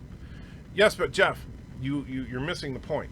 Just because M theory is consistent with it doesn't prove M theory correct. It just means it's consistent. You need a way to test M theory, which doesn't exist. Yeah, the morals of cloning could be wrong, but just organs, that would be a good practice. Yeah, I would be all for cloning just organs. If you want an argument, fine. Pineapple is delicious on pizza, and you should be on more things, and cake is trash. Fight me, cripples at dawn. Well, pineapple is disgusting on pizza. That's my personal opinion. If you happen to like pineapple on pizza, that's okay. But for me, I think that the contrast of the sweetness of the pineapple with the salty and spiciness of everything else on a pizza is just something that my palate doesn't appreciate. So it's a subjective thing. As far as something being delicious or not is completely subjective. It's up to the individual as far as their individual tastes. So I'm not going to argue that you don't think it's delicious. I'm simply going to suggest that for me, it's definitely not. Why is it the scientists mock Christians for a biased confirmation? The scientific method is to propose an outcome before setting out to prove or disprove it. Actually, Aberjam, if you're going to use pure science, the idea of science is to disprove itself. I mean, that's ultimately that's why M theory is such a bad theory, and it shouldn't be called a theory at all. It's the M hypothesis. But the entire premise of science is, okay, you make an observation about the world. So I look behind me and I see this big glowing object in the sky, right? So then you try to form a hypothesis which is consistent with what we see. I think that there is a giant fireball that's just outside of Earth's atmosphere that circles the planet, right? Then you try to formulate a test that can disprove that. So if this is a giant fireball that's just outside of the planet, here's some of the effects that I should see. And then can you prove or disprove it? If you can't come up with a method to disprove your theory, then it's not a good theory. M theory, there's no way to disprove. Now, some people will argue, well, you can't disprove God, therefore God isn't a good theory. God is not a scientific concept. Aspects of M theory are testable. They could point out other solutions too. Other ways to test M theory could be testable in the future. No, there's nothing about that is, that's the problem, Jeff. Nothing that is exclusive to M theory is testable. Yes, you can test the fact that gravity is weaker than other forces. Yeah, sure. All that means is that M theory is what the hypothesis states, something that is consistent with what we've already observed. Guess what? Gravity didn't change after M theory. We didn't suddenly find out that, wow, M theory was right. Gravity is weaker than everything else, because we already knew that. That's the problem, is that you have to, if for a predictive type model, M theory doesn't predict anything we didn't already know. There is nothing in this universe that we have learned because of M theory, unlike relativity and quantum mechanics. Relativity and quantum mechanics both predicted things that at the time we did not know, such as singularities. What if you could clone a person, but the clone wouldn't be sentient at all? I don't know. Fractal, how would you clone a person, but the clone wouldn't be sentient? How do you create a human being that is not a human being? I'm not saying the animal around table, but just the organs. Well, yeah, I understand. I'm saying I would be okay with cloning organs, but I'm not okay with cloning people. The Enterprise clone of Trip could only live 7 days or a couple of weeks. Well, that's just horrible then. to create something just for it to die. I don't like that. Cloning is a double-edged sword. On the one hand, you could produce organs that would have no threat of rejection, yet you could produce an entirely new life, does it have a soul or not. That's why I wouldn't do it. So, did you play both GDI and Nod missions with Tiberian Sun? I did, but I enjoyed GDI a whole lot more. But that's actually a fair question. Do I play both campaigns on something like Command and Conquer? Yeah. But if you ask me which side do I like to play as, GDI all the way. I'm lusting for more. I need to steal a real tank now. That's not what I meant, Burden. You know it. Anyway, if the topic annoys you, we can shift to the crusade guilt modern societies love to dump on Christians. I find it ridiculous and appalling, minus the northern ones. You know what's funny about that? In fact, our pastor mentioned this last night at church. He's like, oh, show me all these horrible things that Christianity is responsible for. The Crusades. Okay, show me something within the last 1,200 years. People keep saying how horrible religion is, and they keep pointing at things from hundreds or even thousands of years ago. How about you tell me what, the horrible things going on right now? Oh, well, they don't want people to have sex. Okay, so you're going to compare that to mass murder or something? Did I hear about Chinese scientists who edited babies' genes, jailed for 3 years? He was guilty of illegal practices in trying to alter the genetic makeup of babies and claimed to have created the world's first gene-edited children. 3 years in prison for violating medical regulations. I have not heard about that. You killed Bird on multiple occasions. Is it heroic and you're the good guy for slaughtering a guy who tied to a hospital bed? Well, I was killing the evil dictator of Kuroga, so yes, that was heroic. Anytime you take out the evil dictator of Kuroga, that is heroic. I wouldn't mind arguing with you over free will, which I don't believe exists, and I believe that you already know that I argue my philosophical position seriously. Well, Fractal, yeah, and we could talk about free will one of these times. I'll tell you, though, I think that here's the thing, from a theistic perspective, there are some Christians that believe in free will, some Christians that don't. From an atheistic practice, there are some atheists that believe in free will and some atheists that don't. Personally, I think that if I was an atheist, you would have to reject free will. And if you are a Christian, I think you have to accept free will. And that's my basic thesis, and I'll go into it deeper sometime. I'm sorry you can block me after I say this, but you are a muggle. Okay, why would I block you? Because you called me an insult that only works in a fictitious universe. Regarding atheism, it seems that what annoys you is the English-speaking way of defining it, with the strong and weak positions. Doesn't exist in non-English-speaking countries. Well, I don't know as far as, I obviously I don't engage in debates in France, or in French, I should say. However, as far as the YouTube debate, most atheists try to take the weak atheism position, as you call it. That way they don't have anything to defend and they can attack all day long. That's not having a debate. That's just being a dick. Sorry. Some guy on Deep Space Nine episode was arrested for killing his clone. I don't remember that one, but I don't doubt it. If a tree falls in a forest and no one sees it, does it make a sound? Well, compression waves in the air is what we call sound, so yes. If we looked up Good Christian, your picture would be there. After the Rise of Skywalker review, you have proven that. Thank you, I think. Cats are gods. They know how to order us around. Well, they were worshipped as gods. What do you think about being able to make organs with a laser printed or something similar? I think that's an interesting idea, but I don't think we're quite there yet. Where did the singularity come from? God.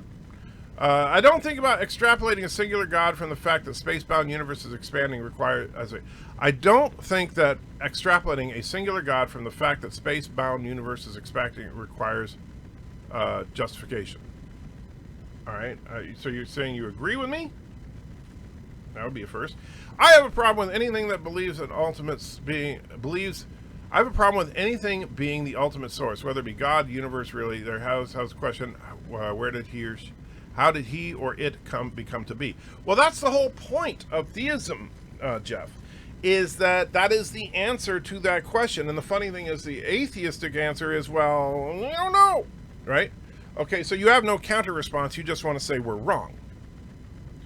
And that's, like I said, that's not an argument. That's simply being contrarian. If we're trapped in a room with nothing but four walls, ceiling, floor, we have no idea what's outside. Person A says, I think outside is a mountain. Person B says, you're wrong. So person A says, well, what do you think is outside? Person A says, I don't know, but it's not a mountain. That's not an argument. That's just being contrarian. 46 and 2 is the answer. Oh, I didn't know that. Patriots lost yesterday. They are done. Oh, I'm sorry to hear that for my pastor. He'll be sad. Not this year. The Patriots lost last night at Arena. Okay. How did the Titans do? Did they win? Or were the Patriots playing the Titans? I don't even know. I totally agree with you on that, Michael. The debate in the nutshell, Gnostics, God is knowable through transcendental experiences. Pray, my friends. Agnostics, God is unknowable and inaccessible. He won't answer your prayers. Atheists, there's no God to answer your prayers. Well, except that here's the thing. You seem to be, and this is where my problem with what you're saying here, Luke, and maybe it's not how you intended, but at least the way that comes across, is that you're trying to link Gnosticism with theism and agnosticism with atheism, and that is a false dichotomy. Gnosticism and agnosticism have nothing to do with theism and atheism. Theism and atheism is the stance that God exists or does not exist. Gnosticism and agnosticism is the belief that you can know or you can't know the answer to the question of atheism versus theism. So, yeah. Lucifer is a Cleveland Browns fan. Did not know that one. Do you and Miss Antriger debate each other? I bet she wins. I also demand Auntie. Well, Auntie is downstairs sleeping, and me and Miss Antriger don't really debate much on religious stuff. You can be a thug and be a hero. Tony Stark redeemed himself. Yeah, but Grand Theft Auto is not that kind of story. On your first broadcast for 2020, you should have started by saying, good evening, I'm Michael J. Crawford, and this is 2020. I should have done that. One person's thug is another person's hero, or not. I don't like pineapple in potato salad or coleslaw. Well, neither do I. The Patriots make a lot of free throws. That's probably their problem then. If I had a clone who also had my clone memories, how would I know I'm the real me and not the clone? The mind boggles. Exactly. Not much violence in The Irishman. It's not the violence, Peter. It's the glorification of evil. The Catholic Church runs and owns a lot of science stuff and telescopes. I can remember the names, but cotton candy brain. I also completely agree that M theory has to be testable. The cold spot doesn't prove M theory. I understand that and agree. Okay. And yes, by the way, a lot of people don't like to admit this, but if it wasn't for the Catholic Church, most of what we call modern science would not even exist. In space, no one can hear you scream. That's also true. Pineapple plus bacon on pizza, yum for me. Well, that sounds disgusting to me. Do you like rhetorical questions? Is that a rhetorical question? No, you don't understand. There may be a way to the future we don't know that could prove or disprove M theory. Well, yeah, that's fine. But you see, then M theory can be called a theory. Right now, calling M theory a theory is a gross misuse of the term theory. And that's why that's one of the reasons I really don't like it. Because the very fact that people call M theory is exactly why other people will say, oh, well, evolution's not true. It's just a theory, right? That's the problem, is that M theory is not a theory. It is at best a hypothesis, and it's not even a particularly good one because it doesn't have any way to disprove it. For it to be a theory, it needs to have been tested. So, for example, evolutionary theory has been tested over and over and over, and so far has not been disproven. Therefore, it can be called a theory. Same thing when it comes to things like gravity and other things, right? Those things have been tested a bazillion times and have yielded consistent results and have never been disproven. That's what makes a theory a theory. Calling a hypothesis a theory is exactly what people do on television, where they say, I have a theory, and really they just have an idea. Setting out to disprove a theory is still a method based on biased confirmation. Honest science simply observes and then asks why or how. Well, no, that's the whole scientific method is the development of a theory and to attempt to disprove it. That's the point of the scientific method. You make an observation, you ask a question. You have a hypothetical answer to your question that can be disproven. You attempt to disprove it. You record your results. You modify your hypothesis to take into account the results, assuming the results disprove your initial hypothesis. And you continue to refine your hypothesis, and after a certain level, you publish it and all that, and it becomes a theory. In Star Trek Voyager, a Q dropped an apple on Isaac Newton. Well, if you get a dumb clone, can you have a refund? Okay. Sure. Star Trek M5 computer. That's a random statement, but yeah, the M5 computer. What about it? Command & Conquer are great games, restaurant. I could play a coupe game on that. I was a slow buller base first. I was always slow at the game too. I would always build up a massive defensive perimeter before I would attack. Own the body without the brain and just a brain stem. That's an interesting idea, but how do you do that? I agree. Christians should stop forcing their way on others. The Bible is a Christian book. It says, go ye unto the world and preach the gospel, not force people to support Trump or Hillary. Well, and that's the funny thing is that, you know, the Bible is kind of apolitical. And it's, you know, a lot of people think that, yeah, the funny thing is that there are two sides to this. One, there are Christians that think that they should judge everybody based on what the Christian standard is, which the Bible expressly forbids. But then you also have people on the other side that try to say that forcing their beliefs means knocking on the door and say, hey, you want to talk about Jesus? That's not forcing anything on anybody. That's asking a question, and I'm okay with that. Co-op games over the interwebs. Oh yeah, those. I used to play CNC a lot with on a LAN. It was so fun. And let's see. Fractal says a few of the evils of Christianity going on right now: convincing Africans not to use condoms, encouraging the AIDS epidemics, and AIDS denial. Well, first of all, as far as convincing Africans to not use condoms, now that goes back to the Catholic Church stance that contraception is, in fact, wrong. Now, I don't particularly agree with the Catholic Church on that, but if you want to tell me, now, because here's what they're doing. They're not just saying, don't use condoms, but screw all day. You see, that's the problem. People just see one part of it and they think that that's, you know, so by telling people to not use condoms means they want AIDS to spread or they're causing AIDS to spread. They also say be monogamous. They also say don't sleep around, don't have premarital sex. That causes more AIDS than whether or not someone, you know, believe it or not, I know this might come as a shock to some people. It is possible to contract AIDS even if you use a condom. It's not as likely, but it is possible. And by the way, shocker here, condoms do break from time to time.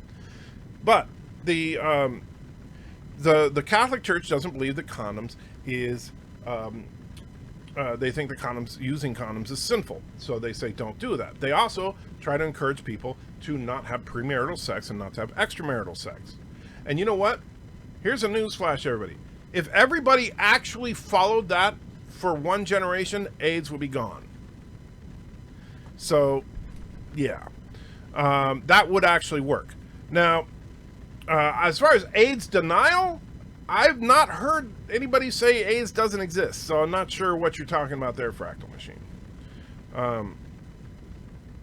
The Crusades were a reaction to 200 years of occupation, oppression, and slavery, though some of the methods may be questionable, the motivations are not.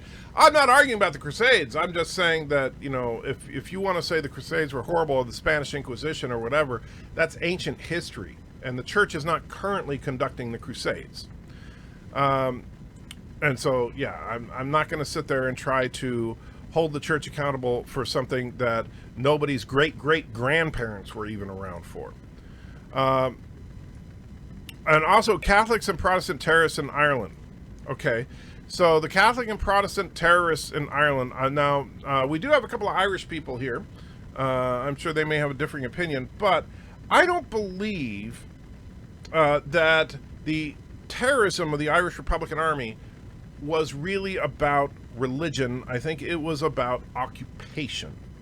That they believed that the British government was occupying their sovereign territory.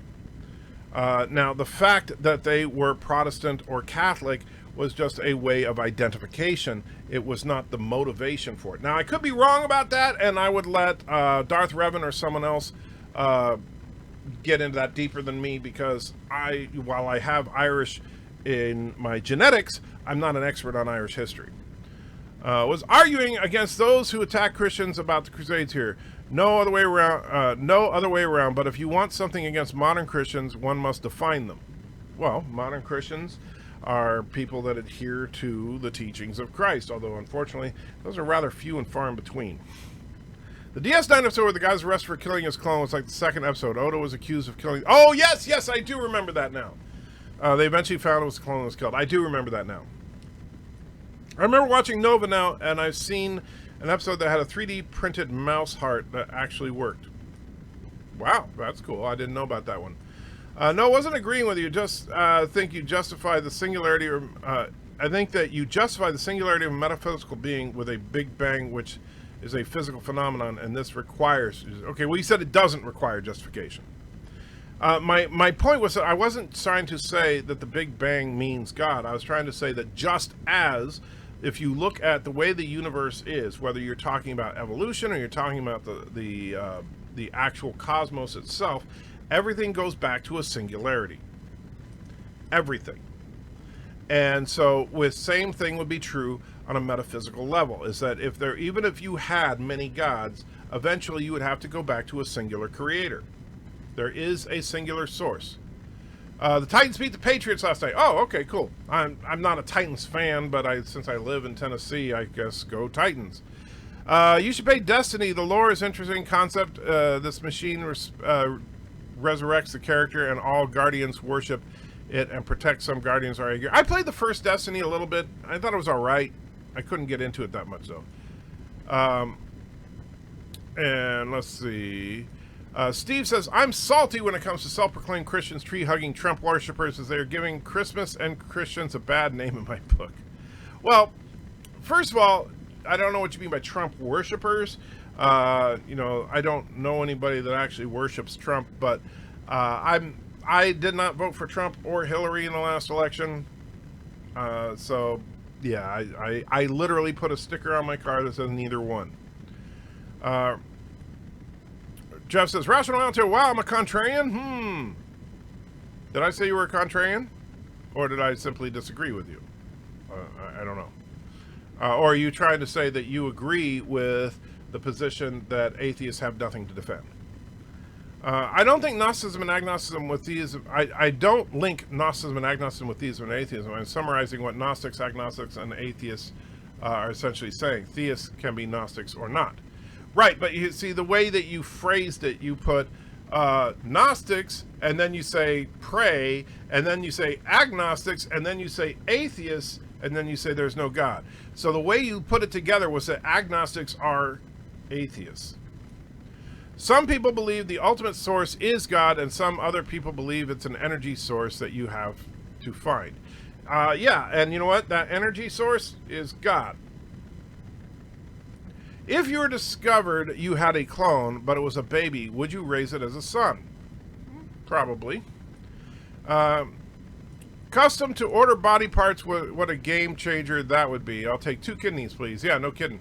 I'll take, what would be really great is we could do limb replacement. I would definitely do 2 kidneys, 2 new arms, 2 new legs. Pretty much, could you just replace everything from the neck down? That would be nice.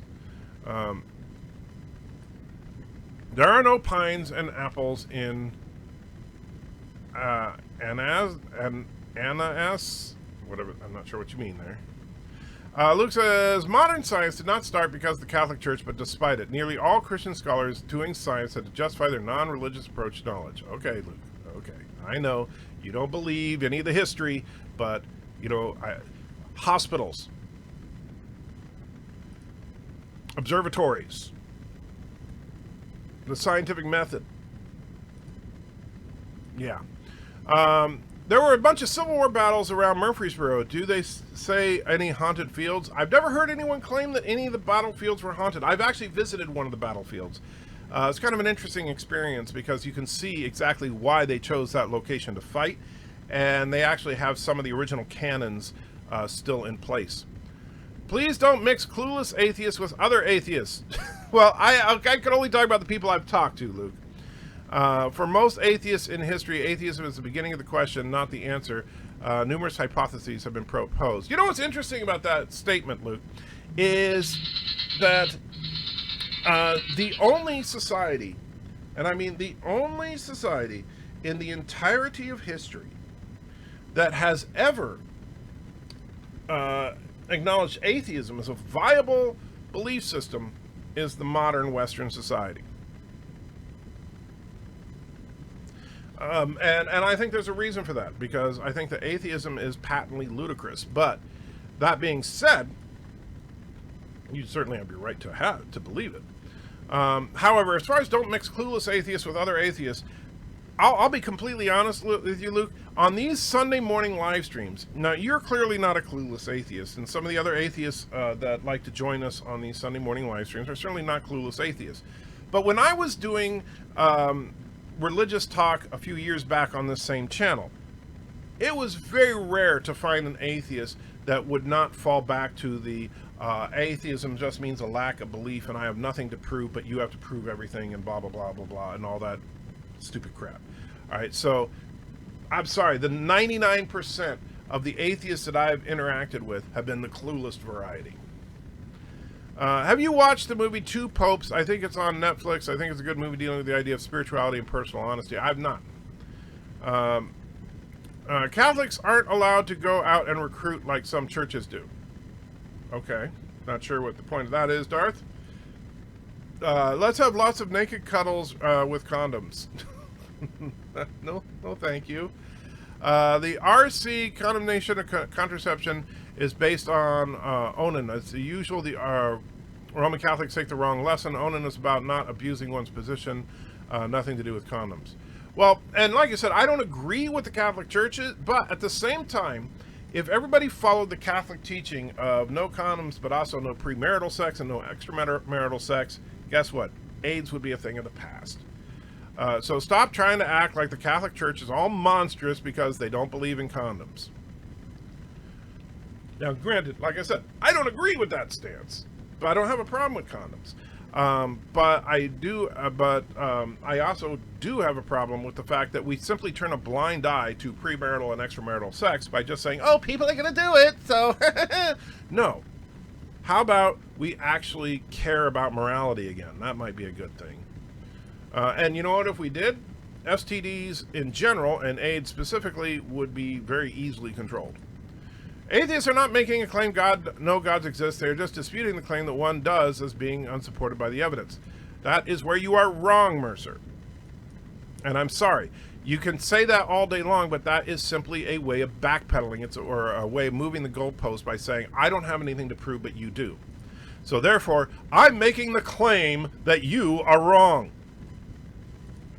I'm sorry, that is the height of intellectual dishonesty. If you're going to make a stance for something. Don't make a, it's not just a, you're going to define yourself by what you're not. Well, have fun with that. Maybe I misheard. I thought you told me I'm being contrarian. I don't think I said that, but if I did, no. I think contrarians, I said that many atheists are contrarian. I didn't say that you were being contrarian. At least I don't think I did. Remember when I was forced to go to church with my grandparents and pastors on masturbation, like using condoms was a sin. No wonder Mormons have so many kids. We all know which limb replacement people will be getting as soon as it's available. Well, that's true. So how's Luke vs. Antrigger round 900 going? About the usual. Darth Maul says, you look... let's see. You'd look weird if you had a man had transplanted limbs of a baby. That would, look like Deadpool.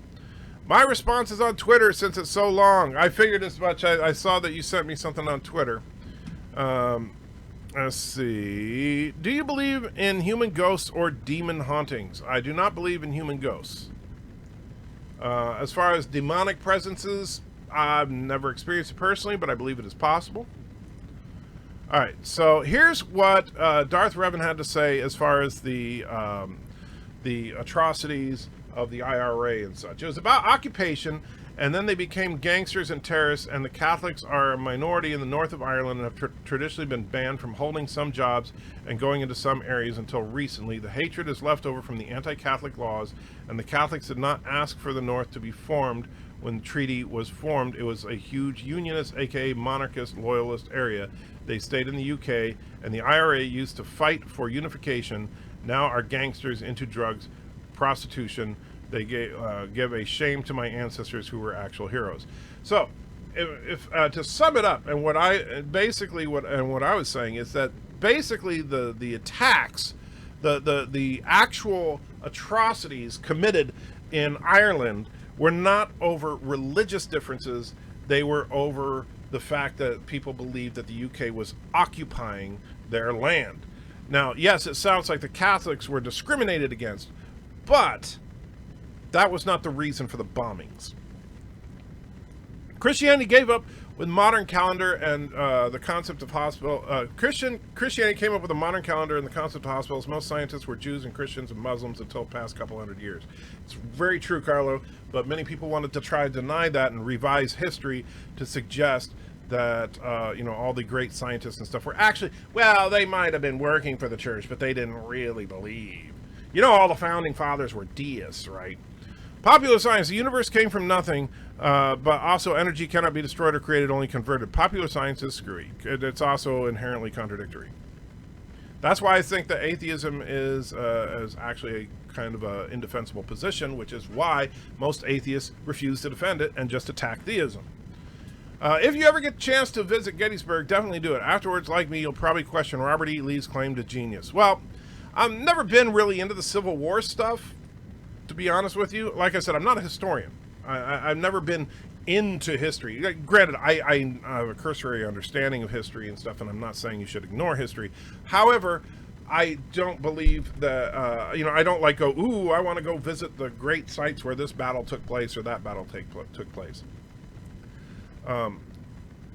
Hospitals equal to or greater than crusades and unscientific observatories predate Christianity. Christian scholars had to defend their non-theological studies. The clergy was hammering them. And you know what? So you're saying that because the church, the church didn't necessarily like it when their beliefs were challenged, that means that the church isn't responsible for providing them with all the equipment, all the money, all the research stuff that they had. So the church was provided. You do realize that, right? That they were completely 100% funded by the church. They may not have liked the results, but they were still funded by the church. How bad do you think we'll get with Iran? I don't know. Hope not too bad. I'm Catholic and I believe in condoms, so does everyone I know who are Catholics. Well, I think that unfortunately, the Catholic Church has got a real problem as far as people don't respect the authority of the Catholic Church. And things like condoms are a perfect example of that. I believe in the old days of your channels, none of our interactions have been like that, so I'm glad to be the exception. Well, Fractal, you were one of the, like there's you, there was Abusive Anti-Theist. I really liked him. King Heathen, really liked him. So there were a few. But, I think about people like Thunderfoot and Bionic Dance and just the avant-garde atheists out there that were always lack of belief kind of crap, and so they wouldn't have a real discussion. Good point there about STDs in the Catholic Church, easily controlled. Yeah, if we would actually give a crap about morality again, STDs could actually be controlled. Chastity belts, yay or nay? Oh man, have you ever actually seen a chastity belt, Bird of Prey? I know you can't get around, but like when, and we've seen it before, but if you go to medieval times, they actually have one on display so you can see what they look like. horrible devices. But no, I'm definitely not for chastity belts. 3 atheists, 1 kills 100 people. All atheists are bad? I'm not sure what you mean there, Carlo. Keep in mind here, don't count it as a slam against Christians. I count a slam against the papacy and its obscurantist actions. Galileo was a Christian and so is Occam. Okay, well then, so basically when you're arguing against me suggesting that all this science came from the church and you're throwing this up, But then you're saying that's not a slam against Christians, even though you just slammed Christians. So you got to make up your mind, Luke. And if you wish, I'd be glad to debate from the perspective of a belief that God doesn't exist rather than a lack of belief. Well, I appreciate that, Fractal. We'll have to do that one of these times because it's a more interesting discussion. That's the thing. I'm not talking about, because ultimately I think we all want to get to the truth. I genuinely believe that. But we unfortunately put the truth aside and just kind of want to get the other guy. And that's not as I like to have a discussion with somebody where the goal is for each to learn from the other. But instead what we do is we have a discussion where the goal is to try and slam dunk the other into the ground. In the past, Christians murdered and imprisoned people who said the earth wasn't the center of the universe or anything that threatened their power. They've come a long way since then. That's true. And that's the other thing. I don't hold the church today responsible for things that took place 1,000 years ago. Now, am I going to defend everything that the Catholic Church has ever done? Heck no. They've done some horrible things over the years. However, is the Catholic Church currently imprisoning people who suggest that the earth is not the center of the universe? No. And so I think the Catholic Church has turned away from that sin.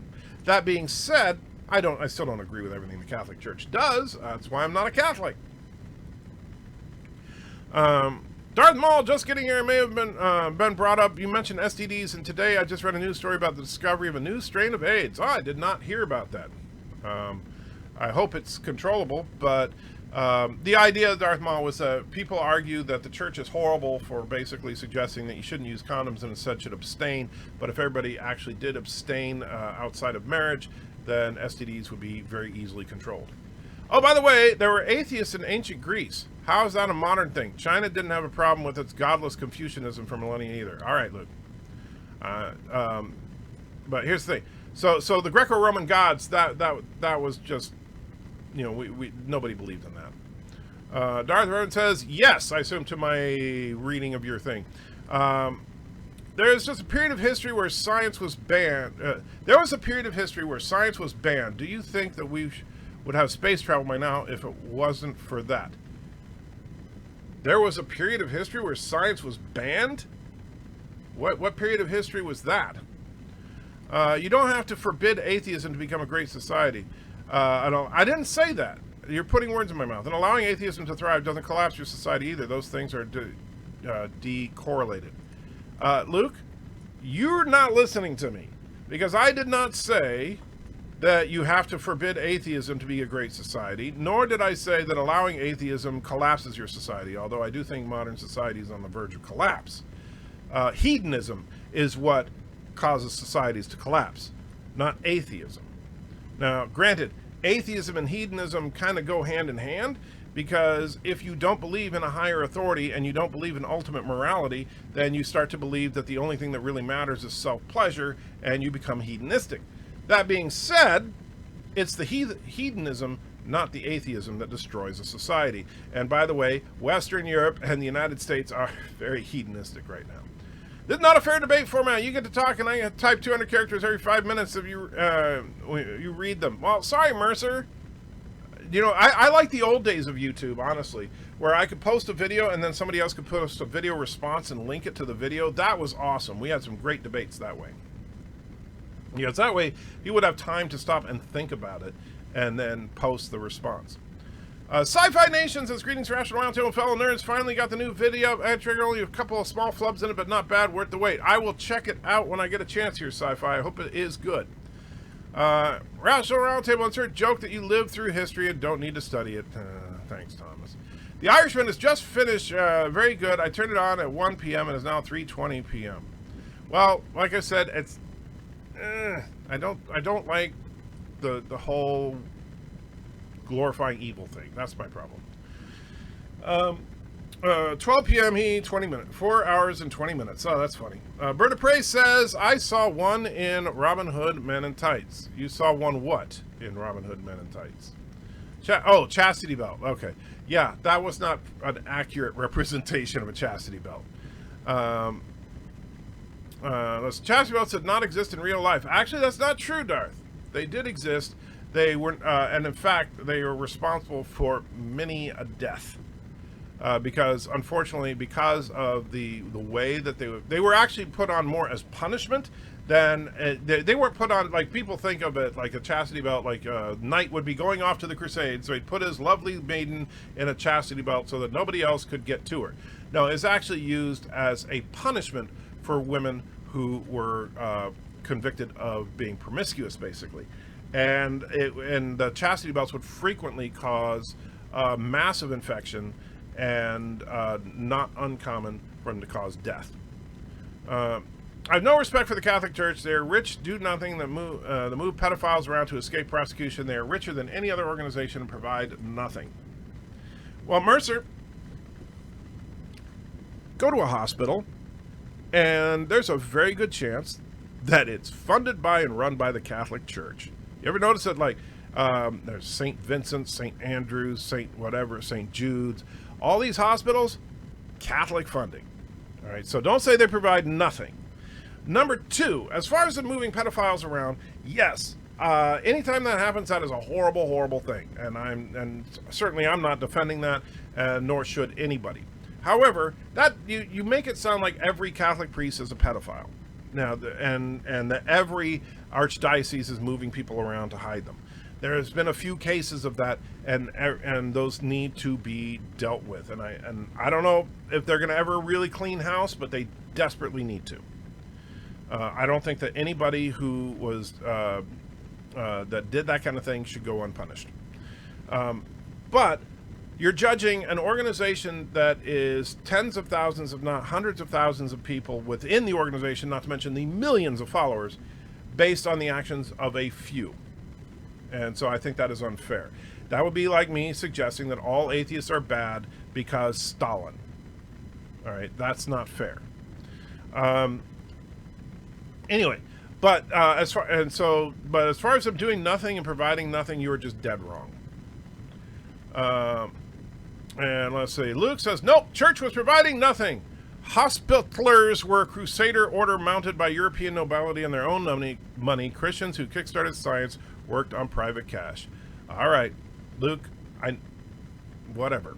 You obviously are a historical expert.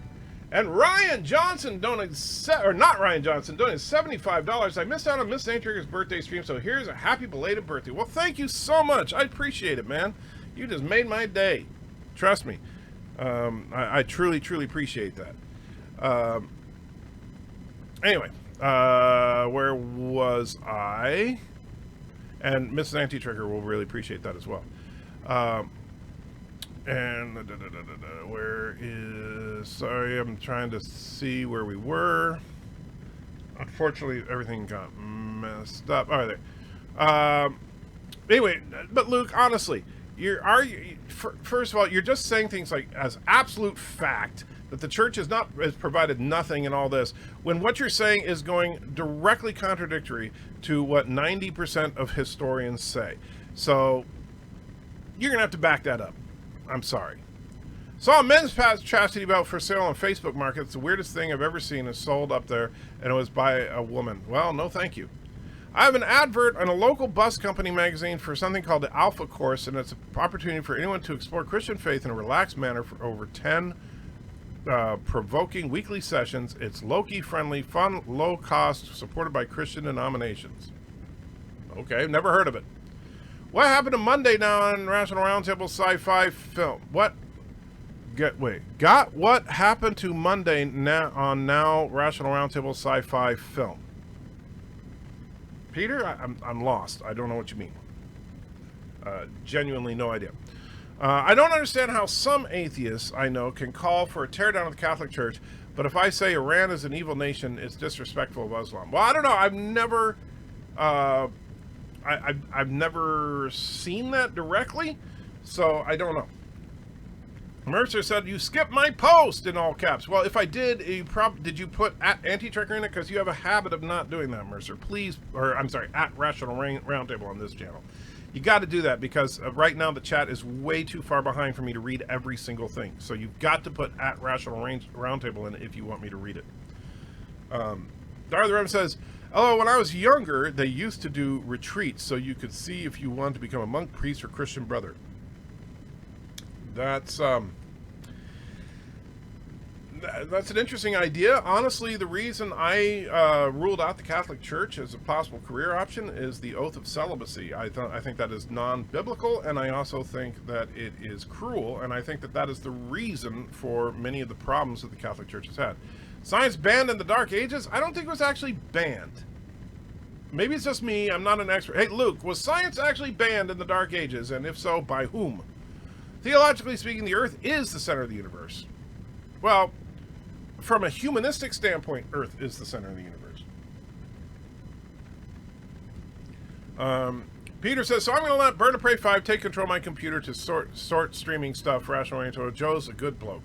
No, I don't know if I trust him. He's kind of evil. Science was not banned. It was just withered during the Middle Ages. Yeah, I don't think that science was ever outright banned. In one way, scientifically, the Earth is the center of the universe, the observable universe. That is true. There isn't much violence in Irishman, and he redeemed himself. Well, I might check it out, Peter, but I'm still torn on that kind of thing. And Dan Sound, make sure that you put the @Rational Roundtable. Thank you, Dan. Darth Raven says, you're so old when you were there when God's great-great-grandfather came up with the concept of history and you claimed it was not gender inclusive enough, so he got turned into a hobbit. Wow. Just, wow. Let's see, make sure that's nothing.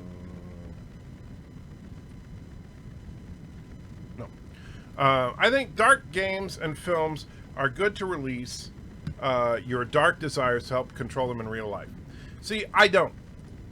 And granted, that's just a difference of opinion. I'm not suggesting, for example, that if you play Grand Theft Auto, you're going to become a criminal. I'm not saying anything like that. But if you have dark desires, as you say, right? By feeding those dark desires with dark games, that doesn't make the dark desires go away.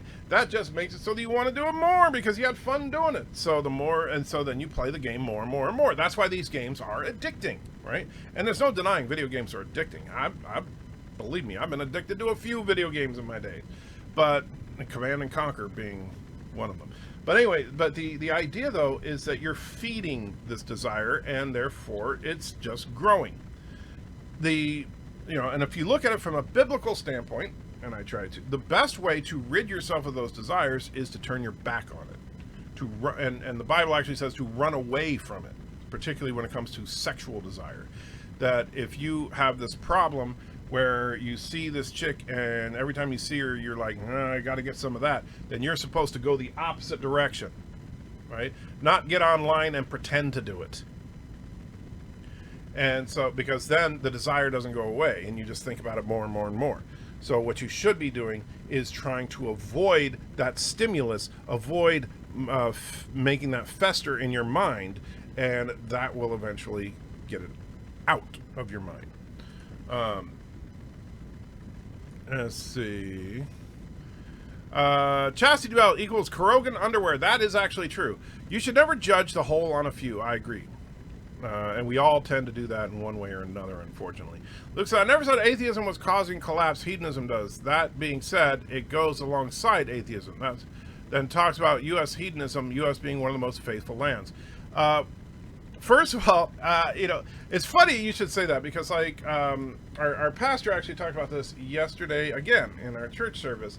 The most churched state in the United States is Mississippi.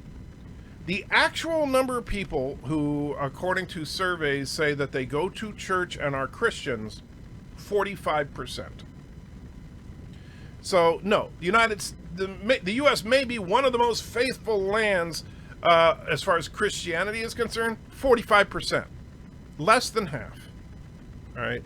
Now, compare that to the numbers of, say, Muslims in certain countries where it's in the 90s. Yeah.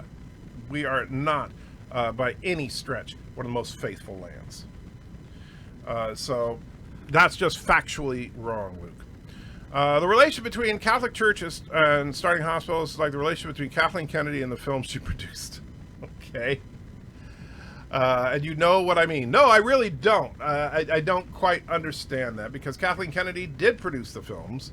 The Catholic Church did come up with the concept of hospitals, and if you don't like it, well, that's just because you don't like the Catholic Church and you have a bias. Over 1 billion Catholics. LOL, we breed like rabbits. That's true. One rapper, 50 Cent, did a school campaigning telling kids not to use guns, and then shortly later he made a really violent video with guns in it. Well, yeah, that's called being a hypocrite. I can't remember who it was, but the female celebrity once did a video for school kids about shoplifting is wrong, and then shortly later she was arrested for shoplifting. That was probably, oh gosh, what's her name? She was, right on the tip of my tongue. I can see her, but I can't remember her name. But, yeah. Last one, there was a female celebrity who told kids at schools that drugs were wrong. Now she has an artificial middle bit in her nose from all the drugs she sniffed. Well, yeah, hypocrite. Then tell me, what is the Hippocratic Oath doctors make? Does that sound like a Christian input? As the Knights Hospitallers, they were set up by the Holy Roman Empire and France. All right, everything is the French. Ah, now I get it. You just want to, you sound like Chekhov now. To provide support and help pilgrims and crusaders during the pilgrimage to the Holy Land. All right. But it does make sense. So, let's see. Let's see, look something here.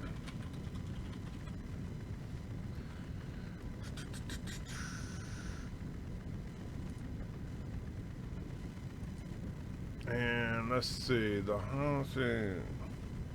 So what you're suggesting is now. Let me ask you. So the Hospitallers, as you call them, they were an order of knights, and they were set up by the Holy Roman Empire and France to provide support and help pilgrims and crusaders. So the Holy Roman Empire. Yeah, that's not the church. Medieval science is more advanced than Kuroga. That's true. Those hospitals were settled in Crusader kingdoms, and those kingdoms were held and funded by French, German, and English nobilities. I'm sure that the church had nothing to do with it. Celibacy is uncommon, but not unbiblical. The vow bit may be, but Paul himself was celibate and called it praiseworthy. Well, no, here's the thing. Celibacy as an individual choice is certainly not unbiblical. Forcing celibacy on your priest is. And you actually cite the exact reason. Paul said in his writings, and by the way, he clarified, if you read that, he says, this is not from God, this is from me, that it is better to be celibate. But if you can't, take only one wife. The commandment is not to be celibate. The commandment is not to be a polygamist.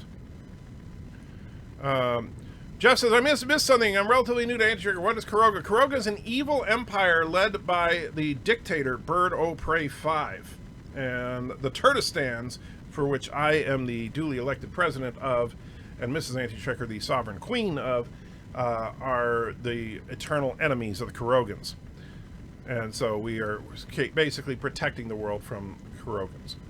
What would happen if people started to become force sensitive? That would be interesting and awesome. As long as I was one of them. The appeal of playing an evil character is precisely because it contrasts with who you are in real life and provides a kind of escape. No, it provides fantasy and wish fulfillment. And if you fantasize about being that, that's fine. But call it what it is. In recent years, a third nation of rogues, the Alpacans, were put down, but rumors the Alpacans are still out there. That's true. The Alpacans may still be out there. We've got to keep an eye out for them. What is the difference between if the planet were here? What's the difference if the planet was here or in the center of the galaxy? Well, the initial conflict between the church and science came up because, theologically speaking, since the Earth is kind of the center of the story of the Bible, the church believed that the Earth was the center of the universe. And so the heliocentric model, which was the first contradiction of that, was that the sun was the center of the universe and the Earth revolved around it.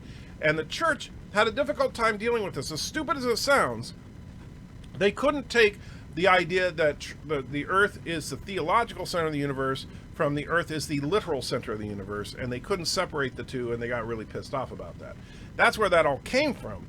It's stupid, and that's a problem with the church. That is a massive problem with the church over the years, is that the church has a very difficult time acknowledging that their way of thinking about something may be wrong. I practiced those evasive maneuvers frequently as a teenage boy. Lots of good-looking girls in the hallways of my schools. Okay. Winona Ryder, yes, that's who I was thinking of. I usually find myself attracted to a woman not by looks initially anyway, but by personality first. Well, that's a good thing. But, you know, let's be honest, chick being hot doesn't hurt. Church started those churches, they don't do anything except make the charities. Kathleen Kennedy produced films in the sense of balancing the sheets and making all the paperwork even out. Not sure what you're saying, Mercer, but you know what? If you just don't like the Catholic Church, you don't like the Catholic Church. I understand that. I was talking about Christianity here, not Islam. I'm limited in character number in chat. I understand. So if I add 225 to the 75 you just got, will you shave your head for 300 total? No, I said it would take more than 300 for me to shave my head, sir. However, if you did give me 225 in addition to the 75 I just got, I would be able to replace this microphone thing. It's funny, many people believe that Christians came up with hospitals, but it was around during the Roman times that predated them. We're going to have a talk about that one of these days. Oh, something to do with the church. The Pope called for the Crusades to reclaim the Holy Land and secure pilgrims. That's it. He provided zero troops, money, or coordination.